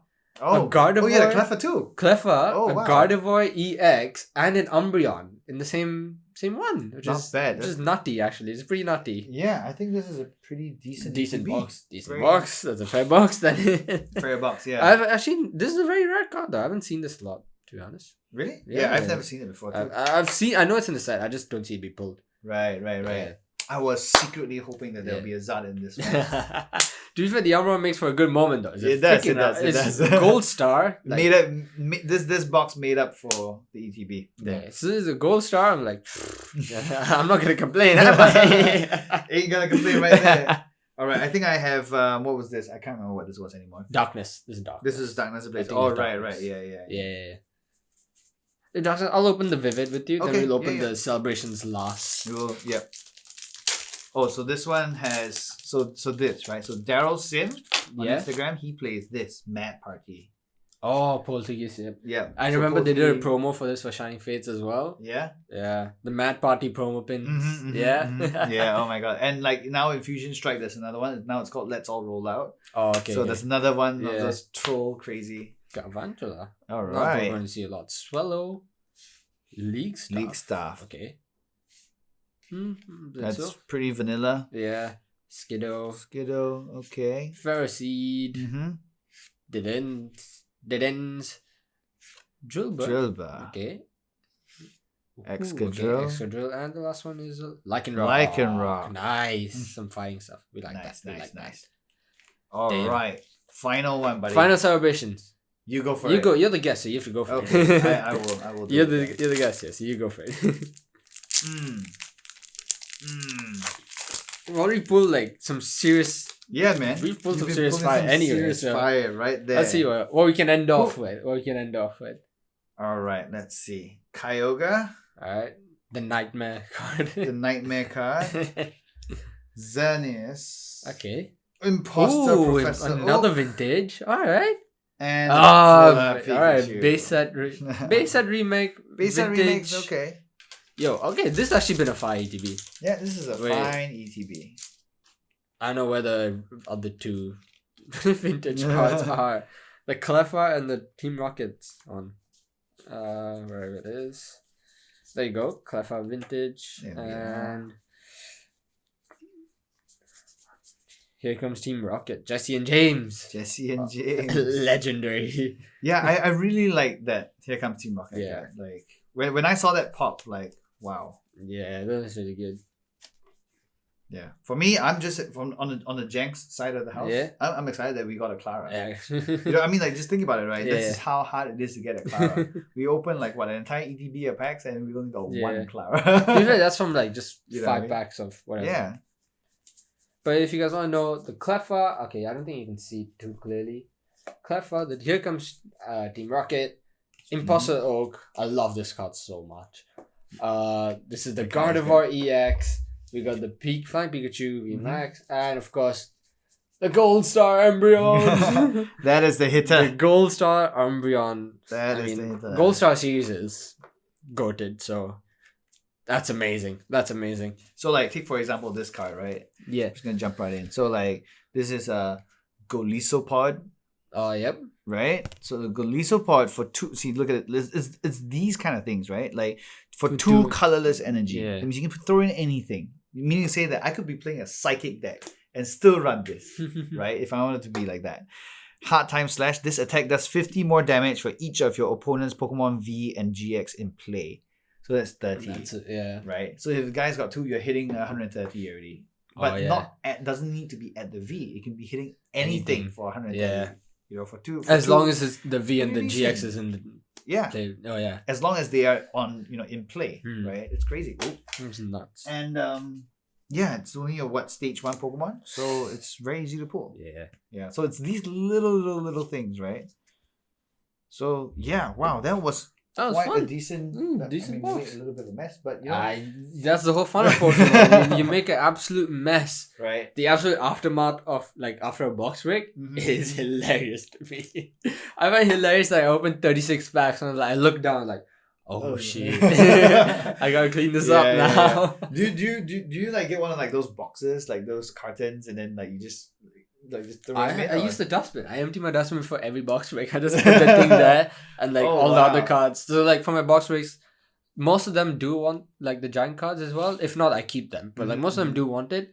So then I put those back in the pack. So like, they get the pack art. Yes. I remember because you sent me the Dream League one. So I usually always put it back in. So it's nice, and you get the thing like, oh, I got my pack, and then you open the thing. And then of course I put the other one separate to protect the big hit card, I'd say. Yep. Yeah. Other than that's so. But then all the other packs that go in that dustbin. So every time you see me do this in the stream, it's either one to pick this up to drink or like anything else, or to like put in the trash. Put in the trash. So that's why. No, but I think that's an interesting thing. I think we talked about this once before, right? Like I think one of the things I'm really excited. I mean, back to the whole community thing, right? Like where Pokemon is today. I think like people like you, people like Travis, you guys are running at the forefront, And what we're also seeing as well is a lot of like the younger creators coming out. Oh yeah. You know what I mean?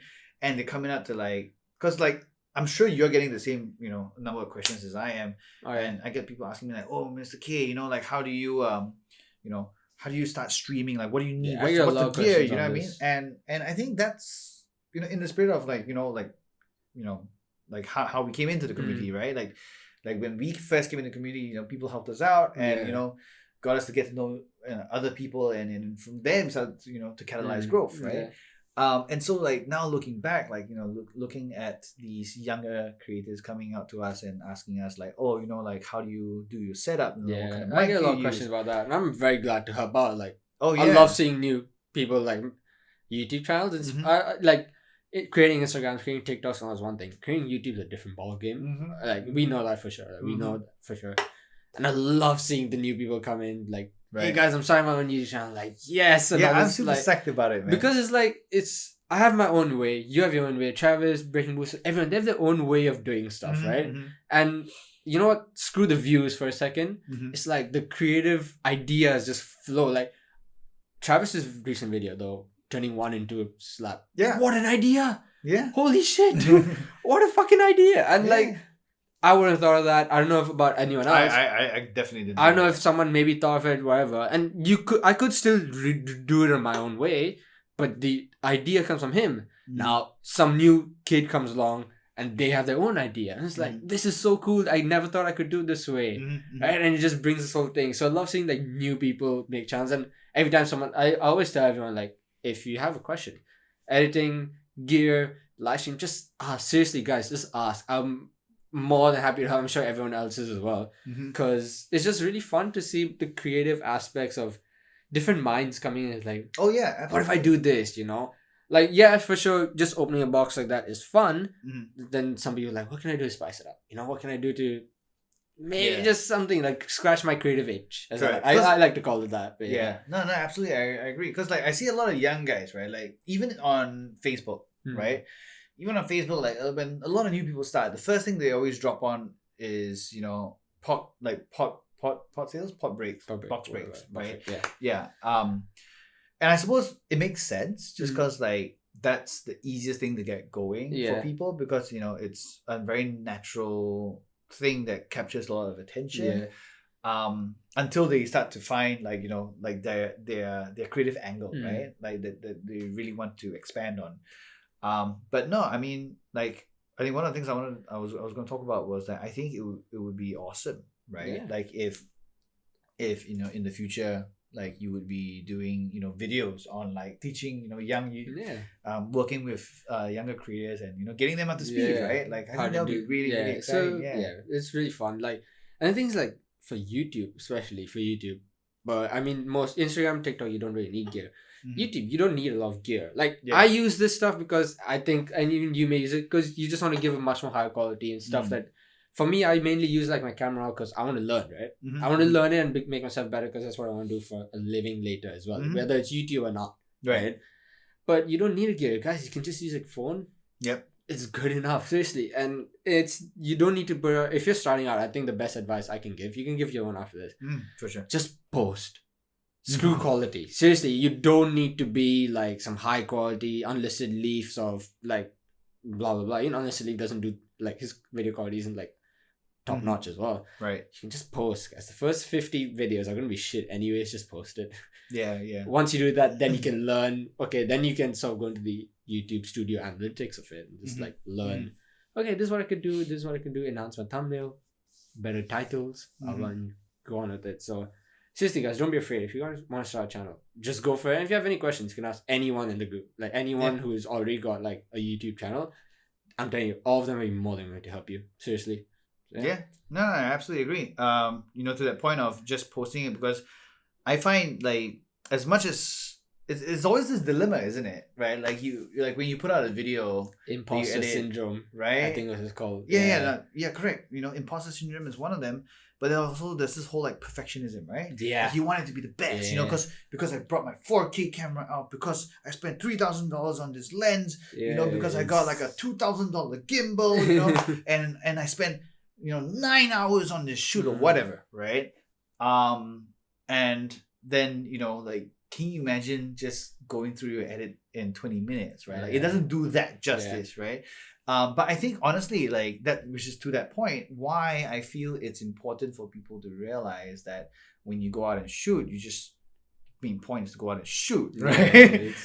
And then just post it, right? Like, just go, put decent effort into it. Don't use perfectionism as an excuse to not release content, because like at some point you will have to deal with it. There will be no end. There will always be more color grading to do, or more sequencing to do, and just get it good, something that satisfies you, and then just go. I think for me the two main ideas on YouTube, especially when I started, because I had a YouTube channel before, like with my friends on football and stuff. The video's up there. If you guys find it, go ahead. Let me know if you find it. My name is there, so yeah.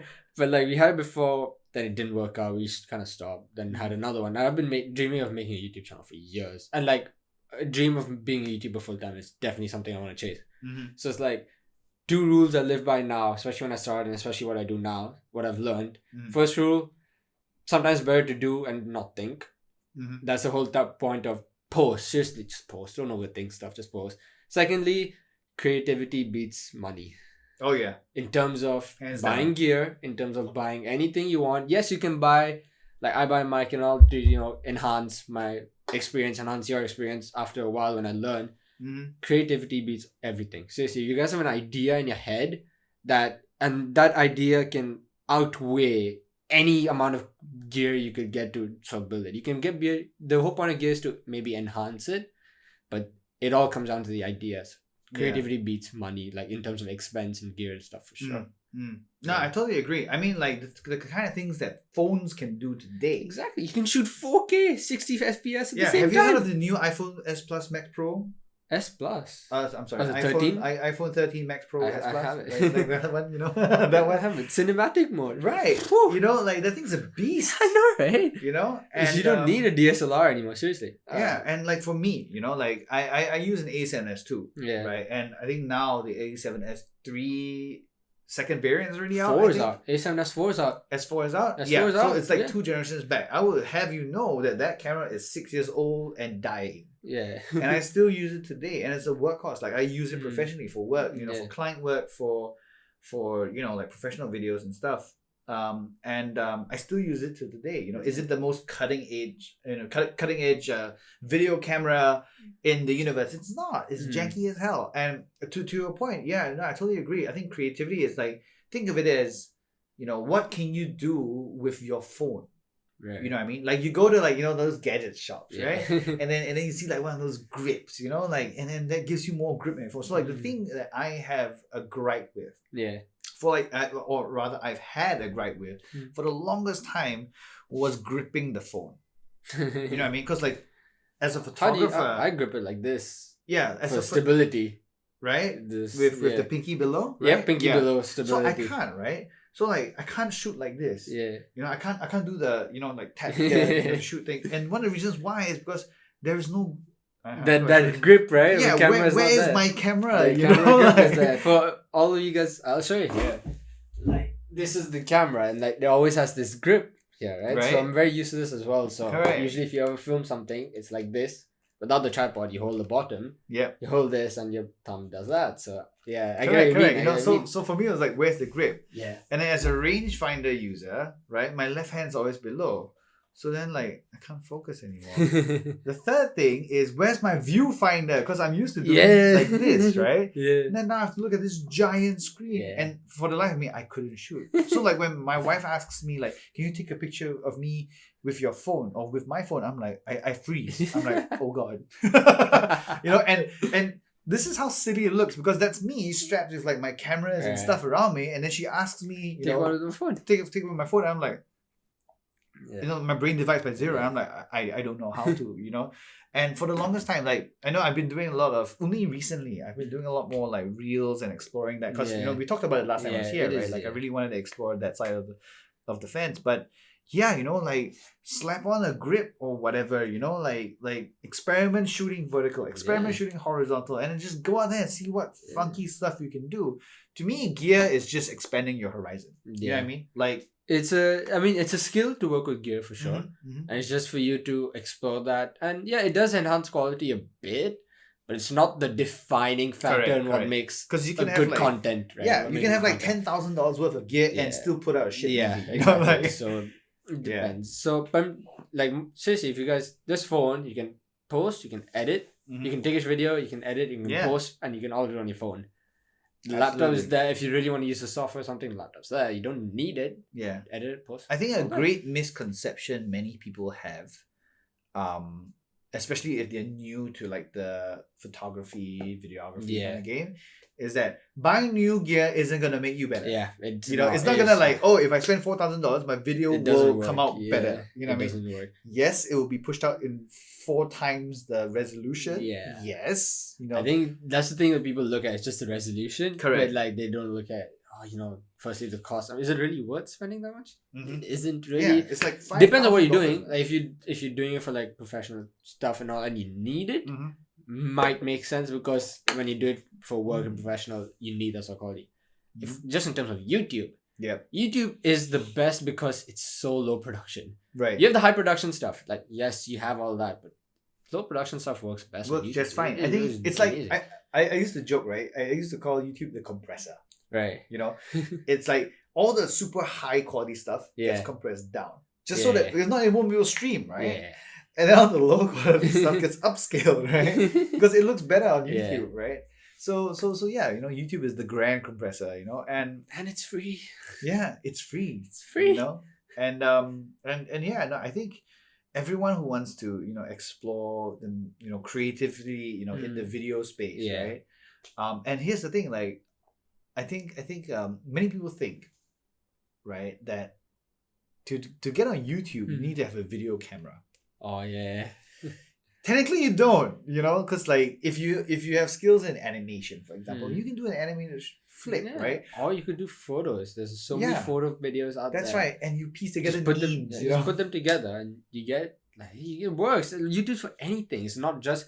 I mean, it is in a video format, but if you're just taking pictures, I've seen people who like post videos with millions and millions of views. By the way, they just post collages, and it's just attractive collages would look good.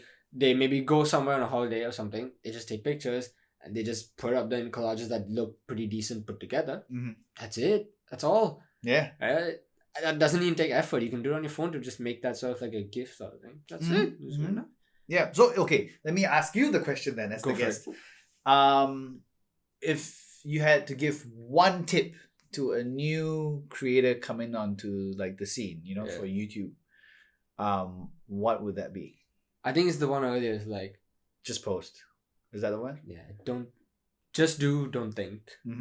And that does not work for stuff like school, but stuff like YouTube, 100%. Just do. It's like it's all about the doing, and then I'm very big on this, which is probably why I don't do very good in school. And like for me, it's just like I would just go for it. I'll dive like head first into it. I'll be shit at first. Like if you watch my first video, it's shit. It's fucking horrible. But then you learn, right? That's how you learn. I mean, that's the only one. It's the best way to learn. I think one of the things I love saying, right? Like, I suppose I do the same thing, and I completely 100% agree with you. What I always tell Chibi and my friends is there's only one way to find out, right? Yeah, you just try it. You just try it. And I know there's a big fear of like being judged and all. I went through that as well when I was a kid, when I was thinking of doing one. And even before I started this, I spent months thinking about, oh my god, what if, blah blah. Again, sometimes just don't think, just do. And it's a great thing, and it applies not for YouTube, a lot of stuff like for me. I go with that like mentality for everything.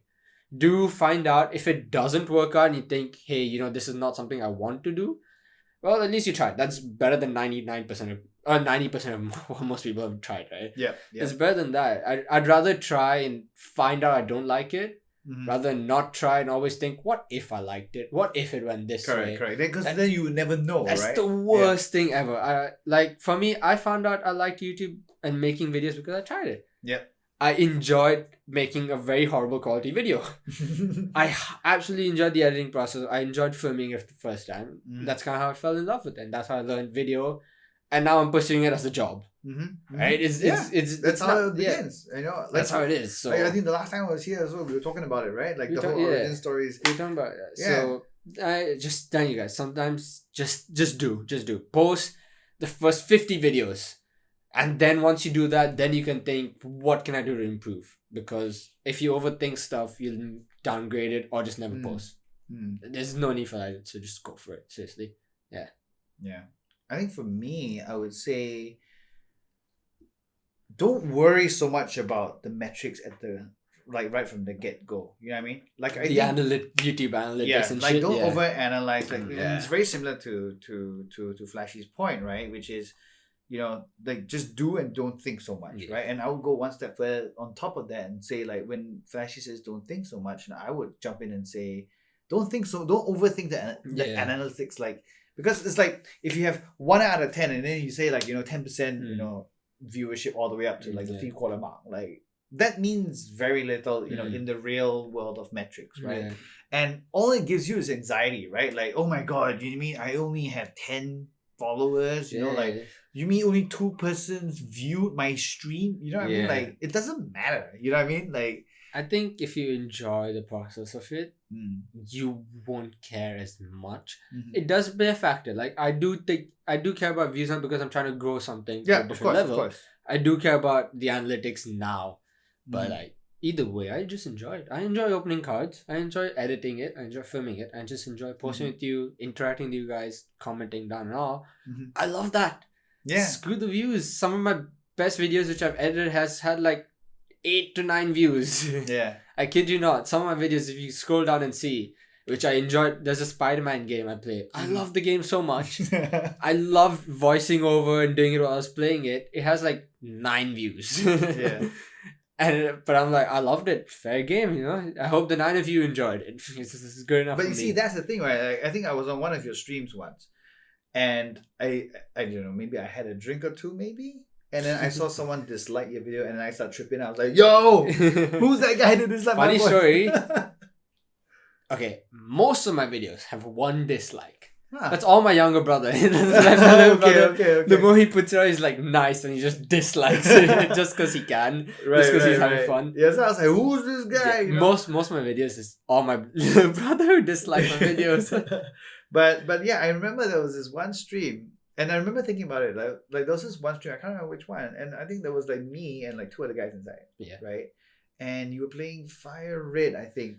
Probably Fire Red. Fire Red for me consistently has those like 4 or 5 views, and I love it. Yeah. No, but then that night, like the interaction and the chat, even though it was just like the 3-4 of us in the stream, right? It was exciting as hell. Oh, yeah, I remember. I remember I was typing. Yeah, I remember. That was fun.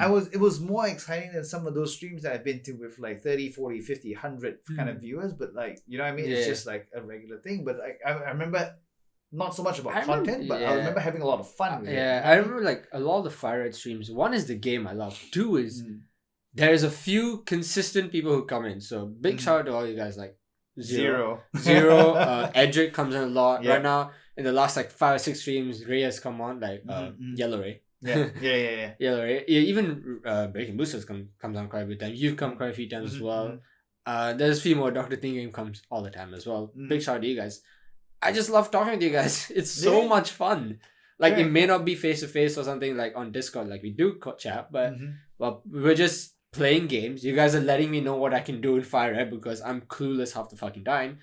And we're just having fun. Thing is like, yeah, you know, we sweat our asses off trying to catch a Zapdos for 2 episodes and laughed about how it pissed me off. And I was like, it's fun. I think that's a good thing about, one thing about like Fire Red I enjoy is the engagement I get with it. Not for the YouTube point of it, just for like having fun. Like, we're just here playing an OG game which got most of us in. If you were if you were there around that time. I joined in because of Red, right? Pokemon Red on the Game Boy. Yeah, the Game Boy Red. Oh, yes. I got in because of that, and to play like a rendition of it. Fire Red is the remake, but it's just easier to find. Yeah, it is. But like, to play that again, to explore the Kanto regions again, doing all this stuff in a game that was so OG back then. And a lot of people can relate to that and come in. Oh, yeah, absolutely. Like, Oh yeah, I've been needing to tell you this. So there's this guy on Instagram, right? That I got to know. I believe he's in the UK. Okay. And his name is Lord of Retro. Okay, I don't think. Dude has the coolest mint condition Game Boys. Oh really? Okay, wait, and it doesn't end there. No, he has like the ROMs, the cartridges. Shit. And he does like custom art for the cartridges, but it's like Pokemon on it. Yeah. And it's not expensive. How much are we talking? I think it was like 77 quid or something like that. Ooh. Something that I mean for a vintage like Lord, if you're watching this, don't quote me, but like I can't remember. I got to check. But for a Game Boy. Yeah, it's an original Game Boy. Oh shit. That like he can trick it out for you if you want, and he sells a couple of sets. He sent me a picture, and the reason why was because I was watching Fire Red. Yeah. On your stream one of those nights, and I think that was around the time that I was contemplating about what to get Chibi for his birthday. And of course, there is that lifelong dream of his to get the SV49, but then that's his like lifelong dream card. You know what I mean? So I kind of technically don't need to rush for it this year. Yeah. He told me not to, and so like I wanted like a backup plan. Yeah. Right. And so my backup plan was to get one of after watching like your Fire Red stream, I was like, shit, I need to make him play this game. Yeah. Right? Because like, he jumped on Pokemon Unite instantly. I think I was joking with some of the guys. He was like, oh my god, the tutorial's so long. And my answer was, that's why you have a son. Yeah. You know what I mean? Like, you get your son to do it. You know what I mean? I was like, yo, Chibi, get in here. Tutorial time. And he's like, tutorial's done. Okay, pass it to daddy. Yeah. Now it's daddy's dad. You know what I mean? Yeah. So, I think he would love. Yeah. So like, I was like, he's getting, into like all these like contemporary games, right? But then like, he never really enjoyed it like the way we did, with the Game Boy. Yeah. So like, I really wanted to get him like the old school, no color Game Boy, red in there. Professor Oak is the cartridges in, right? And then you at the side, and then Game Freak, right? Yeah. And like, oh my god! And then you meet Professor Oak, and then you have the 3 Pokeballs there, and you're like, damn, first hardest decision of your life, Yeah. I really like. I'm still thinking about it. I think it'd be sick. He has just a quick update. He has circumvented me. He got my wife to buy him this giant Indominus Rex. All right, you told me the one that he was walking. You told me. And then yesterday I think he casually came in. He was like, "Hey, Daddy, remember that card? It was gold. It was a Leaf Energy. You said you want to give it to me, remember?" And I was like, what? And he was like, the green one? I was like, oh, the Fusion Arts green, the Leaf Energy. Oh, the golden. The gold one, yeah. So initially I was thinking of, selling it and then using it to raise money for his SV49. Yeah. And now he's like, oh yeah, remember that's the one you said it was for my birthday? And I was like, okay, you're twisting my words here, buddy. And he just took it and he left. I was just like, what just happened? He's a master manipulator. He's a little mastermind. But like, I love it. I love it when he does that. But then, I was really thinking of like getting him that game. But I just want to see what happens. Because like, it's like we used to play it like that, you know what I mean? Like, for me, it's the Game Boy and the PSP, which was... Oh, yeah. The PSP was ahead of its time. It was. If they released the PSP now in 2021, it would break everything.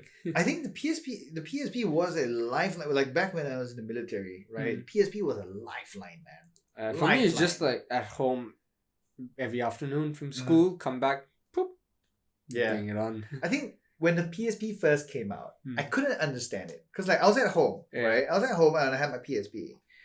And then like the PlayStation was there, the PC was there, and then I started to question myself, like, what the hell are you sitting on this goddamn couch for?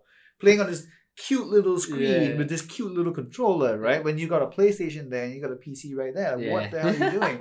Until I went to the military, and then you realize in your off time, it's like that's right. And it was like at night in the bunk with your boys, Monster Hunter going on, and everyone's like trying to catch stuff, and like, man. For me, my entire childhood was Game Boy, PSP, Nintendo 3DS. Oh, 3DS. 3DS was a thing. There's the PS Vita in between, which I had. That's what I found. How was the Vita though? Decent. I think it's underrated. Yeah. It's just they didn't make games specific for that, which could match its features. So it was ported? No, it wasn't. No, as in like it was PlayStation 2 games that were ported onto the Vita, or no, it had its own like. Oh, it had its own cartridge. It has its own cartridge and shit. Oh wow! So like but the thing was, it had so many good features. It had the back sensor thing. Okay. It had touchscreen, and it had a photo light sensor thing which you could use for games. So one of the games I played, Uncharted, which is what you get with it, and this is how I got into Uncharted, and it's one of my favorite games franchises of all time now. It like I remember clearly as hell. There's one thing where they had like a treasure map thing you find, and you had to go near a light and put the back of it near a light, and then it would reveal itself. Oh wow! Otherwise, it did not. If you didn't go near a bright light, so it's like if I went to the ring light, put it there, it would work. If it didn't, it wouldn't work. Oh my god! And they had these cool features, but there's only one game that used it. Right, yeah. And it wasn't an Uncharted. That game is not like it's a side game made just for that, and it didn't do that well. But it's just one game. If they had like so many cool games that use that stuff, it would be so much better. Yeah, I think so. The PS Vita was good. They just didn't maximize on it, and once they saw that people didn't like it, they ditched it. It was the modern. It was supposed to be the modern PSP. The modern PSP, right? Yeah. It's the same concept. I was gonna buy it. I got it. My dad got it for me. I was like, oh shit, this is amazing. I played it and I loved it. I absolutely loved it. The experience was great, but they just didn't have that many games that could adhere to that. So I found myself playing that Uncharted game a lot, and I played it a lot. Used all the sensors I could, touchscreen, everything. The moment I flicked on another game, like maybe they had a Call of Duty game. Okay. Just for that. When I flicked that on, that's it. I just had the normal controls then. Right. And it's sort of like, then why do I have all this stuff? It kind of like rolled back to 1.0. You know? Yeah, it's like, why do I have those stuff? So I think that's why the PS Vita didn't do as well. Yeah. But no, completely underrated. You know what I mean? Yeah. So like, for me, it was that PS Vita, then we had the Xbox 360. Like, we had the Wii. Clearly, Halo. We had the Wii. Yeah. The Wii with the Mario Kart with the wheels and all. Oh, wow. That's one of the things I didn't get to try though. That's like a life-changing experience in gaming for me. Yeah, wow. Mario Kart Wii was amazing. Then now the PS5 is like the PS5 is so good. Right? It is honestly like amazing. I've bought every single PlayStation, except the PS5. I didn't have a PlayStation to PS5. So for me, I've only had two consoles. I've only had the Xbox 360 and PS5. Like best of both worlds. Oh my god, dude! Like if you like that Uncharted thing, you have to try Metal Gear Solid. I have PS1. I haven't tried the PS1 one. The one where you fight Psycho Mantis and then you have to swap the controllers or the memory cards, some shit, and then like because he's like a lot of hacks. Yeah. So it's kind of like the Uncharted thing, right? Whereby during its time, it was revolutionary. Like no one used the controls like that. So like I think that was the time when DualShock or the vibration thing first came out. And then what Kojima, the producer, right? What Kojima did in the game was that you were fighting this like psychic bad guy, right? This psychic villain. And then he wanted to prove to you like, he could control your mind. So he was like, put your controller on the floor. So, as a kid, you're like, okay, I'll put it on the floor. Right? Like you listen to the guy because he breaks the 4-4 and starts talking to you, right? Yeah. Then he's like, now watch your controller move to the left. And then the vibrating. And then to the right. And then you're like, oh my god. As a kid, you're like, oh my god. And you can't beat him because he can read your every move, right? Because you're connected to, But then, so people were like wondering like, oh my god, then how do I clear the game, right? And I can't remember what it was now, but like you can read it up. But like, it's something like switch the memory card or switch the port from player 1 to player 2. Oh, okay. And then the psychic person can't read you anymore, and then you can kill him, kind of thing. Yeah. So it was very, very brilliant. Like the puzzles that there are a lot of like really good stuff in gaming. Like has come so far. It's insane right now. Correct. It's mad, and I love it. And there's gonna be more. Like with the introduction of the metaverse, especially, it's gonna be so much more. And it's interesting to see the direction of gaming in general. So yeah. I think one thing I really miss, and I was very glad that a title like Call of Duty and Treyarch with Black Ops, what they really brought back in a big way, riding off the success of Call of Duty's Warzone, right, was Easter eggs. Yeah. What is life without Easter eggs? You know what I mean? All the Easter eggs and like Vanguard trailers and everything. The switch in Warzones as well. The events is so cool. Yeah, dude. And they had like the zombies coming up again, popping from the ground like they're in Black Ops 2. It's so good. It's wow. Yeah. I remember, man. Like that was, you know what I mean? Like that those were some of the things. And if I remember correctly, I don't know if you exploded in Fire Red, but like if I remember correctly, there were in the original Red there was the missing number. Mewtwo. Was it? No, it was. I think it was like a glitched Pokemon, and then you could like dupe it into like a Mewtwo or something like that. Yeah. Like there were Easter eggs in Pokemon games. You know what I mean? Like, did you encounter any during Fire Red or? No, not yet. Not yet. I think Fire Red's because of the remake. I think they got rid of the glitch. Right. But I know in Fire Red you have the 1 island, 2 island. Where you can catch like Moltres and all that. Right. So that's the only, I guess, addition, the 2 island part. Then you come back and you can go to Elite Four. But only after you beat Elite Four, you can go and catch Mewtwo. Okay. So. Yeah, probably the best Pokemon game made. In my opinion. I think so. Yeah. Are you excited for? Do you have a Switch? Right? Do you have a Switch? No, I don't have a Switch. Okay. I would like to. Are you going to try Arceus? I wouldn't mind. I think I'll just hit up a friend and we'll try together. We'll see. And it looks fun, honestly. It looks really fun. But the thing is, like, there's so many other good games coming out, non-Pokemon related. Yeah. Just so good. Like, Battlefield's out now. Yeah. I cannot wait for Halo. It's my favorite game of all time, right? Yeah. So I can't wait for Halo. Especially the story mode. I'm like excited to see where they go with it. Yeah. Then we have next year we have a game which I've been looking forward to, is the Harry Potter game. The Hogwarts Legacy. Potter game. It's like a it's like it takes place before Harry Potter. So it's like ancient Hogwarts. Right. You're a student in Hogwarts and you go through everything. I'm a Harry Potter nerd. I'm a huge Harry Potter fan. And like you battle you're a student and you just go through this adventure all towards Hogwarts. And it's not like, it's an open world game. Oh wow. In Hogwarts. It's open world Harry Potter. Yeah, and you like do everything. You go to classes, you fight battles, you fight all these dark forces and all that. And I'm looking forward to that. That'll be interesting. So that's going to be PC. There's a few more other games coming out. So after Fire, now that you finished Fire Red, right? Almost. I think, so I faced 7 out of 8. Really? Leaders. I thought you finished it the last one, no? No. Oh, no. Last one we beat Blaine. Yeah. We beat Arcuno. Now I'm taking a detour. We're going to go to 1 island trying to catch Moltres. So I have all 3 after this now. Right. Finally. Then come back. Then we'll face Giovanni. Okay. Right. Giovanni's the last one. Then head off to Victory Road and Elite Four in the Cup Tattoo. Oh, nice. And then I guess the last thing we have to do is catch Mewtwo before. Yes. I'm not really going to complete the Pokédex because it'll take ages. Yeah, it will take forever. But Mewtwo, for sure. So I think that'll be the great ending point. There was a Mew, right? Is there? In Kanto? I think. Oh no, maybe that was the missing no thing. Maybe. Glitch. Maybe. Yeah. But yeah. Mewtwo. I think after that we'll probably end it.